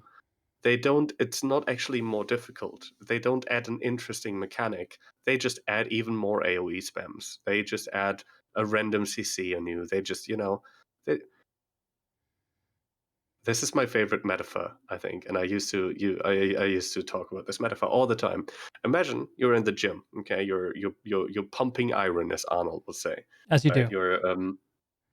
You would be lifting weights, and every time that you're at like your maximum stress point, like when you're like not all the way up but and not all the Hmm. way down, Hmm. when you're at like the maximum stress point, imagine you're right there, and then I'll flick your balls. When you're just at that point, I'll sneak up to you and I'll flick you right in the balls. Yeah, I don't want to imagine that. Imagine that feeling, okay? Picture that feeling. I Uh want you to huh. feel that feeling in your brain. That's fractal instabilities. Hmm. When you're at the height of doing your rotation, okay, when you're like executing a mechanic or performing a gameplay kind of mechanic, right? Right. And then something out of nowhere happens that isn't part of anything, that has no bigger meaning, right? That doesn't tie into the mechanics, just out of nowhere appears, and Like a it random forces brick you to go comes in from away off from the boss, stage. interrupt. Pow. Yeah, honestly, even if it's just a stupid flux bomb that forces you to disengage and like interrupt your rotation and like completely ruins your damage because it's just at the worst possible moment, which can really happen. There's like a lot of classes where if that shit happens at the wrong time, you're just kind of screwed. Yeah. Like you take longer to get back into a rhythm than. Yeah. Um, that's nuisances to me. That's not challenging. That's not interesting. It's fractal instabilities are a format that's interesting on paper, but not in practice.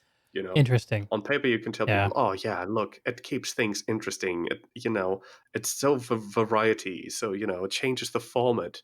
You can market that so well, but it ends up being kind of shit Would it in be practice. would it be accurate to say that the instabilities add a random challenge but no random incentive, and that's what makes them and that's what moves them from being a challenge into a nuisance? Because I think that's an angle that a lot of people take on them, and that kind of ANET has followed up on this, and they've made abilities to have both upsides and downsides, which is an improvement from the initial thing. But at the end of the day, I think it's just always the nuisance just always outweighs the positive. I completely yeah, ignore the positives. I don't even know what half of them do, and I don't notice what half of them do. you're ignoring a Um, mechanic and focusing on your rotation. You're not supposed to do that, Rocca. We talked about this. yeah, the game really doesn't want you to ignore mechanics. I know. They really do their best to not make you think that that's a viable way of approaching a boss. I hear you. I hear you. Well, No, I need to but, take another quick break, and then we can wrap this up. Yeah, Okay. okay, sure. I'll be back in a couple minutes. Yeah, no worries. I'll leave your mic open. All right. Hello, chat. Seems like we'll have some alone time again. Hello.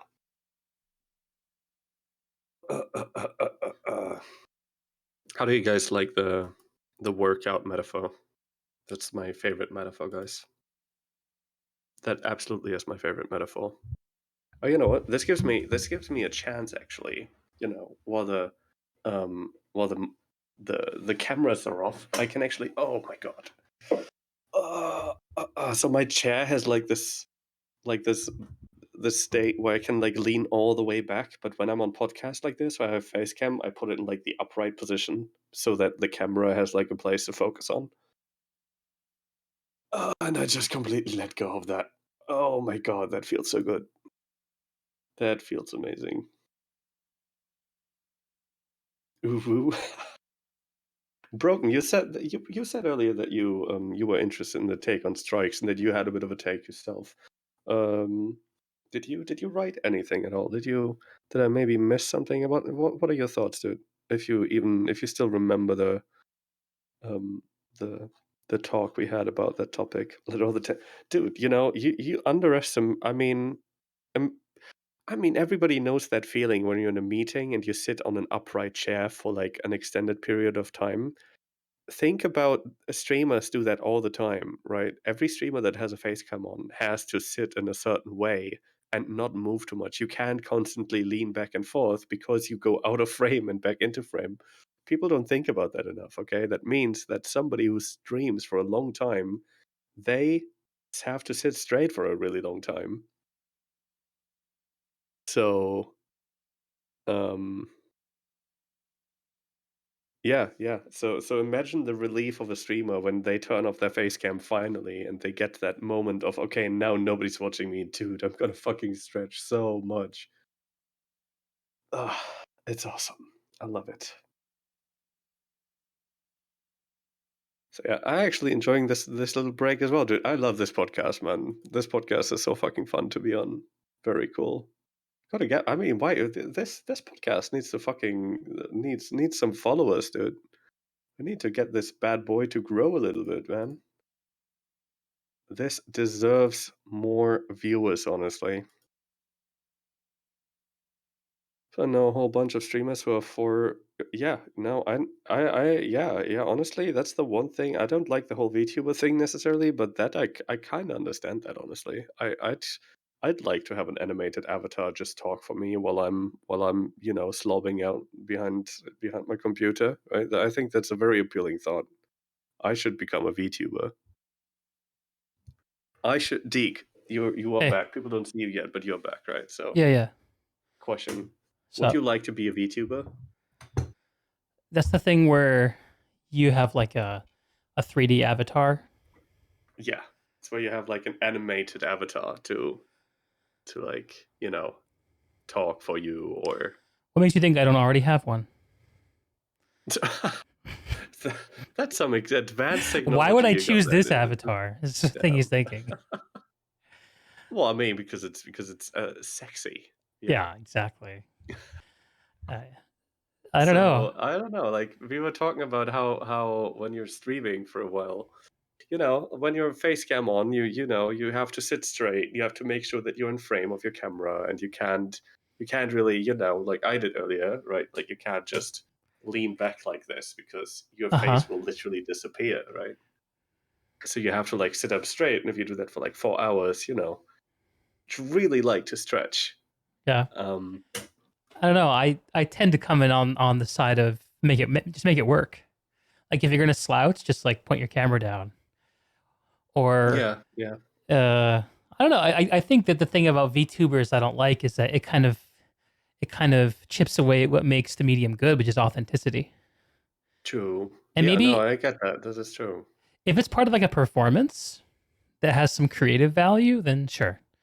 But people just like streaming as anime chicks with big I was gonna cartoon say, boobs. I think what probably almost bothers me the most about it is just how incredibly weep it is. Kind of like I don't mind anime at all, right? Like, but Yeah. the way that the way that most VTubers are, right? It's very, very the kind of anime that I think is I don't know, is not my kind of. I was I know some actually VTubers actually. so I was reading through your Twitter feed before this to find potential conversational handles. I never need to do this because I always can just talk and talk and talk, but I did anyway. Well, I like to get to know I people like a little that. bit. I like that you're prepared like that. Yeah, So, I have like a little like informal outline. I don't really use it, but I have it. But I saw you make that tweet about being creeped out by oh boy. I can't remember what was it. I think it was anime babes, something like that. Yeah, there's some anime games that I feel that make me uncomfortable. Yeah. Well, I mean, I watch anime. Okay, okay. I'm just gonna be honest, right? I watch some anime. I've been watching One Piece for I don't know how many years. Okay, every now and then I watch one of the proper ones that don't air in outside of Japan, right? Mm-hmm. Every now and then, if one comes along that looks cool, I give it a watch. But and I don't mind if games have an anime appeal. I mean, I play Final Fantasy, and Final Fantasy is basically a mix of high fantasy and anime, right? Yeah. Um, It's kind of light weeb, yeah, that's a good word for it. diet It's weeb. light weeb kind of. But then there are games like Genshin Impact, Mm-hmm. that's just hard. Like Leans into it. I've noticed this when I was playing Code Vein recently. It's like people like jokingly call it Weep Souls Mm-hmm. because it's like a Souls-like title and an anime aesthetic. When you get like these super anime kind of characters and everything is like omega anime, and like you just have these stereotypical big titty anime waifus, like that you just know people are printing on body pillows, and at that point it's like where I'm in the game and I'm like, okay, this character is designed in such an obvious fan service kind of way that I feel uncomfortable playing it. Like, because if I'm talking to this character and I know that that's been designed because they want to like shoot at my 14-year-old hormones in a way, and Yeah. there's something about that just doesn't makes me uncomfortable, that it's Yeah. like give her put some decent clothes on this character. Like, Yeah. You know where what are you? yeah. Hmm? I hear you It on just makes me this. uncomfortable. I don't know. It's Yeah. like Actually, me too. Me too. And I've given this some thought. Trying to figure out why it makes me uncomfortable. I mean, sex sells. I'm comfortable with that. There are naked and half naked women all over lots of very successful commercial products. Look at Armor and Guild Wars even. Like I mean, every game has this to an extent, right? yeah, like to some extent it's gonna be there. Why is the most popular race and gender selection in Guild Wars human female? Well, obviously. Sex works as a way to attract people. So, but why are we okay with it in some places and not okay with it in others? I think for me, and you tell me if this describes you too, it has to do with infantilization. So, the thing about anime babes that I don't mind like a cartoonish portrayal of a woman in it portrayed in a sexy way. What tends to bother me is when we see a childlike character portrayed that way. A character who communicates like a young girl. And I find that to be quite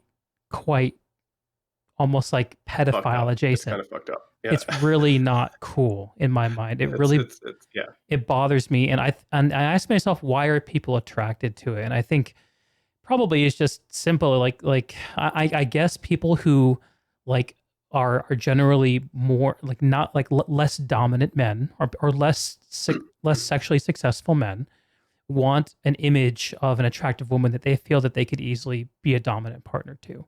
And what's easier to dominate than a child? Don't you know they're not actually children? They're like 2,000-year-old dragons. And this is the workaround. This is the workaround. Yeah. And no one buys it. And that's the point. Yeah. I just find it's a meme. It's a good meme, like the 2,000-year-old dragon thing. Yeah. You know, I honestly I don't even want to go on the child tangent. I totally agree. It's fucked up, the whole, you know, they do that shit a lot, and it's supposed to be like lowly and cute and stuff. And I know girls that find that stuff cute, that just like, you know, play this, and they don't look at it in like that kind of like, if you watch a guy play these games, you're just kind of assuming that the reason they would be into those characters is the tangent that you're referring that to, right? Like I know girls that play these games, and they just think that they're adorable, right? Sure, but there's a different angle depending on your sexuality and your preferences. Absolutely think that what you're saying is true. Absolutely. Yeah. I don't like, but it bothers me even when it's not the childlike characters. Okay. It bothers me when it's the big titty anime girl that does look like she's 18, barely 18, of course, as always. But you know, why does it bug you? She doesn't look like a child, right? Like or act like a child. A character that does look adult. I feel like it's in a way predictability. I feel like anime works in tropes a lot. So like you know, like you have your typical anime characters, kind of. Yeah, I don't. Have you ever heard the term tsundere? No. Or something like that. You know, there's literally like names for these tropes of like the girl that is like all strict with you, but inside she's totally shy. I believe it. That's like, yeah, that's like a trope that has a name. You know, and I feel like, and they are supposed to be sexual in a way, right? You know, there are people that have like fetishes for that shit. So you know that people like, they make these characters with a certain trope in mind. It's just, I don't know, it just feels predictable. It feels unappealing, and I always feel like they're insinuating that I'm into that shit, you know? Yeah. In a way, I feel like as a player, I always feel like you feeling like there's an attempt to be fan serviced, and the fact that it's such naked fan service, which, by the way, great pun. Which insinuates that I would want it because of that fan service. That you are a dumb. I don't want it just so nobody will think, even though nobody will even know I played the game. Just so by accepting that creative work, that art that has. Sorry, Merrick. No, Merrick, we're already done with that, I'm afraid. Yeah, we're on to anime babes now. So, and I lost my thought. You were talking about. Go ahead. Anime chicks, and I was talking about fan service. Yeah, I feel like the idea that you would be so easily fan serviced bothers you. Yeah, exactly. Like, makes me not want to be fan serviced, and then I want to not play the game. And I'm like, I will not fall for your bullshit. What do you take me for? Yeah, I'm not so easily won. Yeah. Well, and that's what any more sophisticated, what someone more sophisticated in their sexuality should feel like. If you have a creative work that's just trying to pander at a baser instinct, and it doesn't even have to be sex; it can be other things too, like power fantasy. Hello, video games. I don't want to put it all on that, honestly. Like I feel like that might be true for some people, but I don't think that's generalizable. You know, I wouldn't say anybody who plays an anime aesthetic game, or I don't know, just finds waifus attractive, right? Oh, I think that's true. Automatically has like a weak, has like some kind of sexual issue. Right? I'm not painting an all-inclusive brush. I'm talking about in aggregate, in generals. like Yeah, general this- trends that I've observed. And I'm not like qualified to talk about this, by the way. I'm just a guy. Like we're all honest. Nobody here is qualified to talk about anything if we get down to it. Like, that's why it's a podcast. Saying an academic exactly. journal. Like, hey, dude, like we talk about shit. Get over it. Like, I think though, okay, so this stuff bothers you, but not in the same way that it bugs me, it sounds like. yeah, well, I mean, look, I get the sense. The thing you're referring to bothers me too, right? It's just like I don't wanna generalize. I don't wanna. I have friends who are, I have friends who are on Twitter talking about, dude, I fucking love big titty anime waifus, right? I just like it, like I don't know, I find it attractive, and I wouldn't say that they are like sexually depraved or something, or like sexually, I like. Sounds like you don't want to say anything about them. No, I mean, they're my friends, and I know that they're not fucked in the head, right? Like, and they, I that doesn't mean they are. I don't know that they like enjoy positions of power. What you said earlier, like it just means they have like a taste that I can't really vibe with, like that's very pluralistic of you. Like, well, it's like when I say that, you don't have to raid.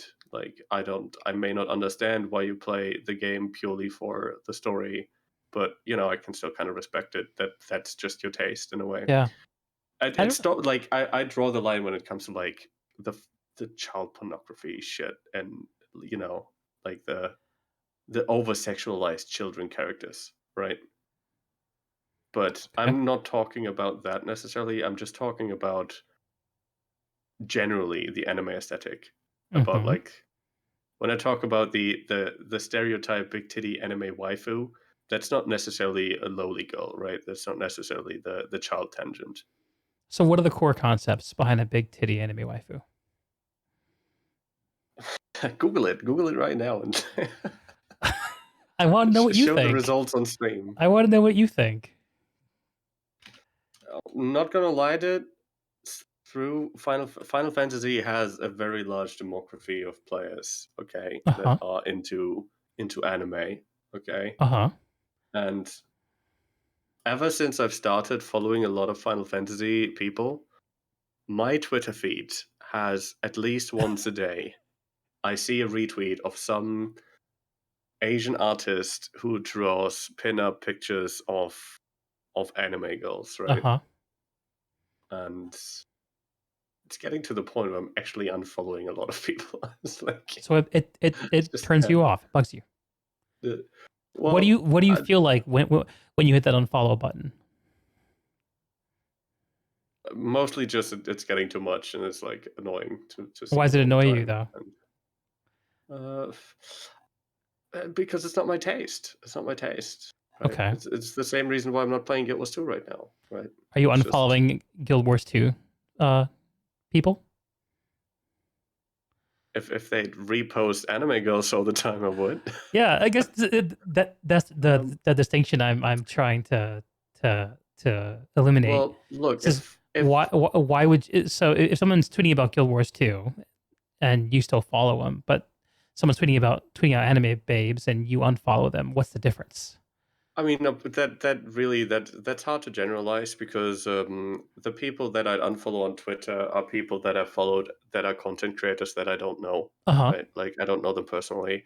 I know almost every content creator in Guild Wars 2 personally, and I'm like friends with most of them. I would say pretty much every content creator I follow on Twitter, I've interacted with. I know them from being in this scene together for so long, right? Like. If Teapot started retweeting pictures of I don't know, anime girls that I don't vibe with or something, I wouldn't unfollow Teapot because I'm still like consider myself good enough friends with Teapot and like I like him enough as a content creator outside of that I just that's not enough reason for me. But if it's just somebody that I followed at some point because I wanted to learn about the community, then that means nothing to me, right? Yeah, like the inconvenience isn't worth the payoff. I get it. Yeah, exactly. Whereas with Teapot, he's pure value. And subscribing to him with Twitch Prime is really good value. It gives you a Yeah, great rush. giving a. You know You'll what s- I'm noticing is like I have like a lazy eye kind of thing where like one of my eyes is like just. I do that too. I've just noticed that watching myself on the stream is like dude, one of my eyes looks like it's being. It's getting a little late over there for you, my friend. Yeah, it's almost 3 a.m. now. Yeah. We've been going for a little bit. Yeah. Well, I mean, I'm curious to learn more about what you feel about anime babes, but I'm also feeling like you kind of don't want to go there. Because you're afraid you're going to call somebody out like, or make someone feel excluded. All I'm trying to say is that not everybody who is into the anime aesthetic is automatically a fucking weeaboo, weirdo, nerd, who's a pedophile in disguise, right? If people I think are that's into, reasonable. I agree.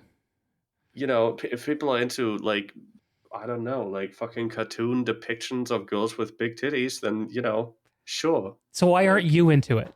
That's what I want to know. it's just why do you not like certain types of music, right? I can tell you for some things. Like this is the question. So like, yes, it's okay for people to disagree, but they're not here. You are. Yeah. I want to know what you think, and it's okay. I don't know. Just Okay. it just makes me uncomfortable to some extent. Uh-huh. Like, I don't know. I mean, it's what I said before. It's like I don't hate anime. I watch anime, and I play games that have anime in them. It's mostly bothers me when it happens in games when I feel like I'm being like, fan service to an extent where I feel like where I feel uncomfortable with it. Where I feel like the fan service you're giving me is insinuating that I want this kind of fan service almost, right? That's why it makes me It's kind of uncomfortable. insulting. If somebody posts pictures that are just like basically straight up like very borderline not safe for work, Mm-hmm. then at some point I may find that annoying, right? Doesn't mean that I don't think that anime can be sexy or something, right? Doesn't mean that I don't think that you can paint pretty women in an anime fashion or something. Doesn't mean I hate the genre. I get it. I get it. Okay. Look, I'm not trying to paint you into a corner, man. I want to give you a graceful exit to this. So you cannot talk about this without like somebody hearing it as something that you're not saying, right? Yes. Because I'm not saying certain things there, right? I totally respect if you don't want to go there. There's no need to. Absolutely. No, it's just it's like in any aesthetic. If somebody was to post semi-nude pictures, you can find that attractive to a point, but you can also get to a point where you feel like, dude, there's so much of this, and like on my timeline at this point, and I feel like it's not tasteful anymore. Maybe right. That you'd unfollow that person as well, right? Even if it's not anime, even if it's any other aesthetic, whether that's could be like it could be like Marvel cartoon style, right? It could be literal photographs, right? Once you feel like maybe it's not, it's just not done in a tasteful way that you subjectively like, right? Then you know what bugs me? You've got unfollowed at some point, right? You know what bugs me? Real-time strategy games. I have no idea how people can enjoy them. I can't connect with them. The whole top-down point of view, the 2D side-scrolling thing, I think it's dumb. All the macro, people spamming keys in their keyboard, actions per minute. Who cares? Okay, so that is the opinion that I have.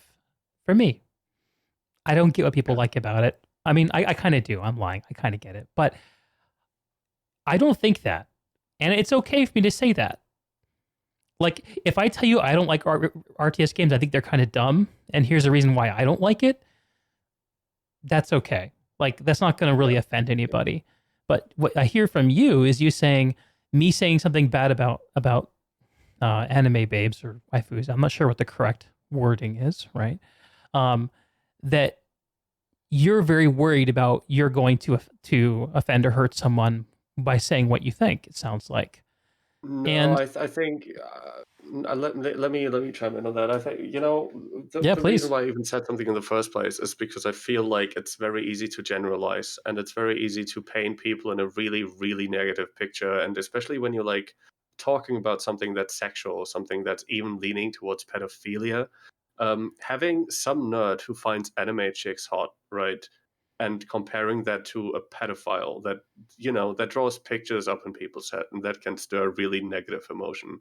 Yeah. So I want to, in that respect, I kind of want to defend a lot of people, because I don't think that the majority of people who watch anime or who find that attractive are pedophiles, right? Because Yeah.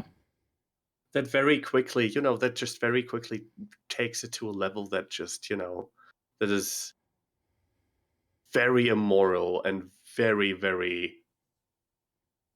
that can really, Yeah. Look, be inexcusable. I don't right? think Like, that people who like anime are pedophiles. yeah.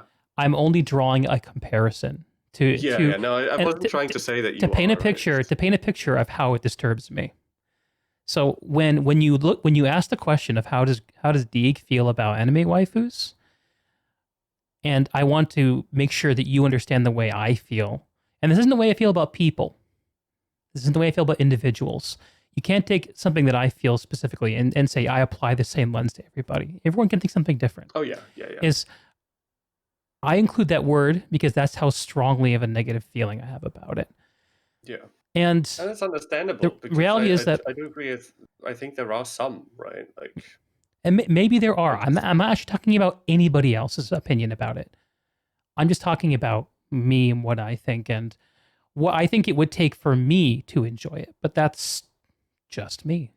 I think that animated portrayals of women can be insanely attractive. Are you kidding me? Like, I'm guilty of enjoying looking at shit too. I'm just saying the fact that the part of it that bothers me is the idea of the childlike portrayal. And honestly, I'm not a sophisticated consumer of anime, so I could be mischaracterizing it. And maybe I should have popped in a quick disclaimer there, because I think that it's okay for people to like the things they like. The things that matter is what they do. Okay? Yeah. And there is a whole world of kink out there. I'll tell you. People like all kinds of different things. And there are all kinds of safe ways to explore the things that everyone likes. And that's okay. He's got to find the right way to do it and the right people to do it with, if you know what I'm saying. So, with that said, I also unfollow people who post a lot of anime babes. Just me personally. Yeah. I don't know. It's just... Yeah. Dude, we're getting into this is true Basementside talk right here. This is true late night it's like Ventrilo. Way too late for these kind of... I feel like I'm at some point I'm just gonna say something that's like really stupid just because I'm tired and I don't really think as well anymore, right? Should we give Rocca a break, everyone? Should we let him off the hook? If we're gonna be talking about serious shit, right? Like, you should have done this at the front, huh? We should have done it at the front, huh? Well, look, this doesn't have to be the last time we talk, Rocca. Let's just get the topic out of the way. What do you think about big titty anime wives? Right? That's what we'll lead with next time. Yeah, absolutely. I don't want to end on this, so I'm just going to start with it right away. Look, I've been doing my research. I've read the following articles. I have some evidence to present. I also have some people on call I can bring into the conversation. There's another thing is I like to do tweets that are a little bit controversial with my following, with the people that I have on Twitter that read my tweets. So every now and then I'll throw a tweet out that is an opinion of mine that I know will just some people won't like, right? So why do you do that? I mean, the Guild Wars 2 community certainly knows that side of me on Twitter, and well, the Final Fantasy community can learn some about that as well every now and then, Yeah. So next time we talk, all the things that are wrong with Final Fantasy XIV, starring eaSyRoca. I mean, game has plenty of things that aren't great about it, right? Yeah. Guild Wars 2 does stuff better than Final Fantasy. Sure. Final Fantasy has shit open world, garbage open world. It's not existent, basically, right? Guild Wars 2 does it so much better. Guild Wars 2 does mounts a lot better, right? Movement, all of movement, Guild Wars 2 just... No game can really hold a candle to Guild Wars 2 on that. But yeah, it does a good job. Well, hey, Raga, I want to let you off the hook and let you get some sleep. Thank you. Is it getting that noticeable that I'm like Well, look, losing a bit of energy? It's my job, like, to monitor the conversation, how people are doing. Sometimes people will say, "Hey, I need to head out." You are a good podcast host. Can I just say that Thank you're you. an excellent podcast host? Yeah, I greatly appreciate that. Good. You've been doing a great, excellent job. Absolutely. Well, I rather enjoyed the conversation. I am flattered that you would come on, and it's just been really fun. I hope that you had a really good time too. Absolutely, I loved it, dude. Cool. It was one of my best times on a podcast ever, I'd say. Well, I'll take that. I wouldn't be doing a good podcast host thing if I didn't give people a chance to know where to find you and what you're up to. My days of an active content creator have kind of come to a halt. I'm not really actively. The most activity you get out of me, honestly, is on my Discord server, where I still really like to interact with people. There's like a few people that's just stuck around, and we have awesome talks. We talk about, Final Fantasy, Guild Wars 2. It's obviously, if you play both games, it's a great community to hang out with because. Is it open to the public? Yeah, it's on my you could find it in my info on my Twitch channel. And of course, I mean, every now and then I stream, but I really don't want to promise people that I'm an active streamer. I stream maybe once every 2 weeks nowadays. I'm just so busy with work. Even on the weekends, I tend to be working nowadays, and I just don't really get as much time for it anymore as I would like to. Because you have no health, right? But yeah, and on Twitter, of course, as I said, I really like to kind of taunt people on Twitter every now and every now and then, it just leads to a spicy debate or like a little confrontation or something, which and I like to discuss stuff. I like to we've been having a very nice discussion, but I like to be confrontational about. If somebody was coming back to me and be like, dude, trials are the best thing they've ever done. If you had responded to me and people on my stream have responded to me in that way, and like, oh, I really don't think they're that bad, then no, I'll show you. I'll argue until you agree that they're terrible. No, not terrible, that they're the worst thing in the world. So if you want to get into an argument that you can't win with Raca, twitter.com/eaSyRoca. Twitch.com/eaSyRoca. YouTube.com/eaSyRoca. Yeah. And his Discord, which you can get to from the Twitch, it sounds like. If people want to if people want to join us, they'll find it. I think. I always believe that people, have they'll find the channel, they'll find the links. Right on. Look. And as for me, I'm Deeg. This is my podcast, Basementside Chats. You get to see a glimpse of what I do. Each week, I talk to a gamer about gaming things and also non-gaming things, as we can both tell. Probably more non-gaming things tonight than gaming things, almost. Yeah, and I'm just exploring what this looks like. I've always wanted to have long conversations with people about this kind of stuff. I love this, and this is the perfect vehicle for it. So I'm just hitting it and see where it can go. Coming up in about 6 weeks, will be 1 year since I've started. So yeah, maybe I'll try to figure out something new to do for 2021 with this. I don't know. We'll see where it goes. Well, can I say congratulations yet? Or yeah. This is the 34th episode. I'm really digging it. I'm trying to figure out how to get more people to actually see the content at this point, but I haven't put that much effort into it. I mean, it's a shame, dude. Like this is such a fun podcast. This was such a fun podcast to be on, and it deserves so much more viewership, honestly. Yeah. The cool thing, though, chat, spread the good word, right? Like, tell your friends that this was fun. Absolutely. I just do massive giveaways. Follow my Twitter to get a chance to get a giveaway. Raffles. I hate raffles. Yeah, let's go. But yeah, so the good thing about what you just said is that when things do actually pick up for me, there's a whole back catalog of really great content people are going to be able to get to. So yeah, I don't feel too bad about it in conversations like these. But that's going to do it for tonight, everyone. I'm Deeg. I've been talking with eaSyRoca on Basementside Chats. And thank you, chat, for hanging out. Thank you, Merrick, for the sub. And eaSyRoca, of course, the man himself, for the follow earlier today. This is really fun. And I will catch everyone next week at a time to be determined later. Peace. Bye-bye, guys.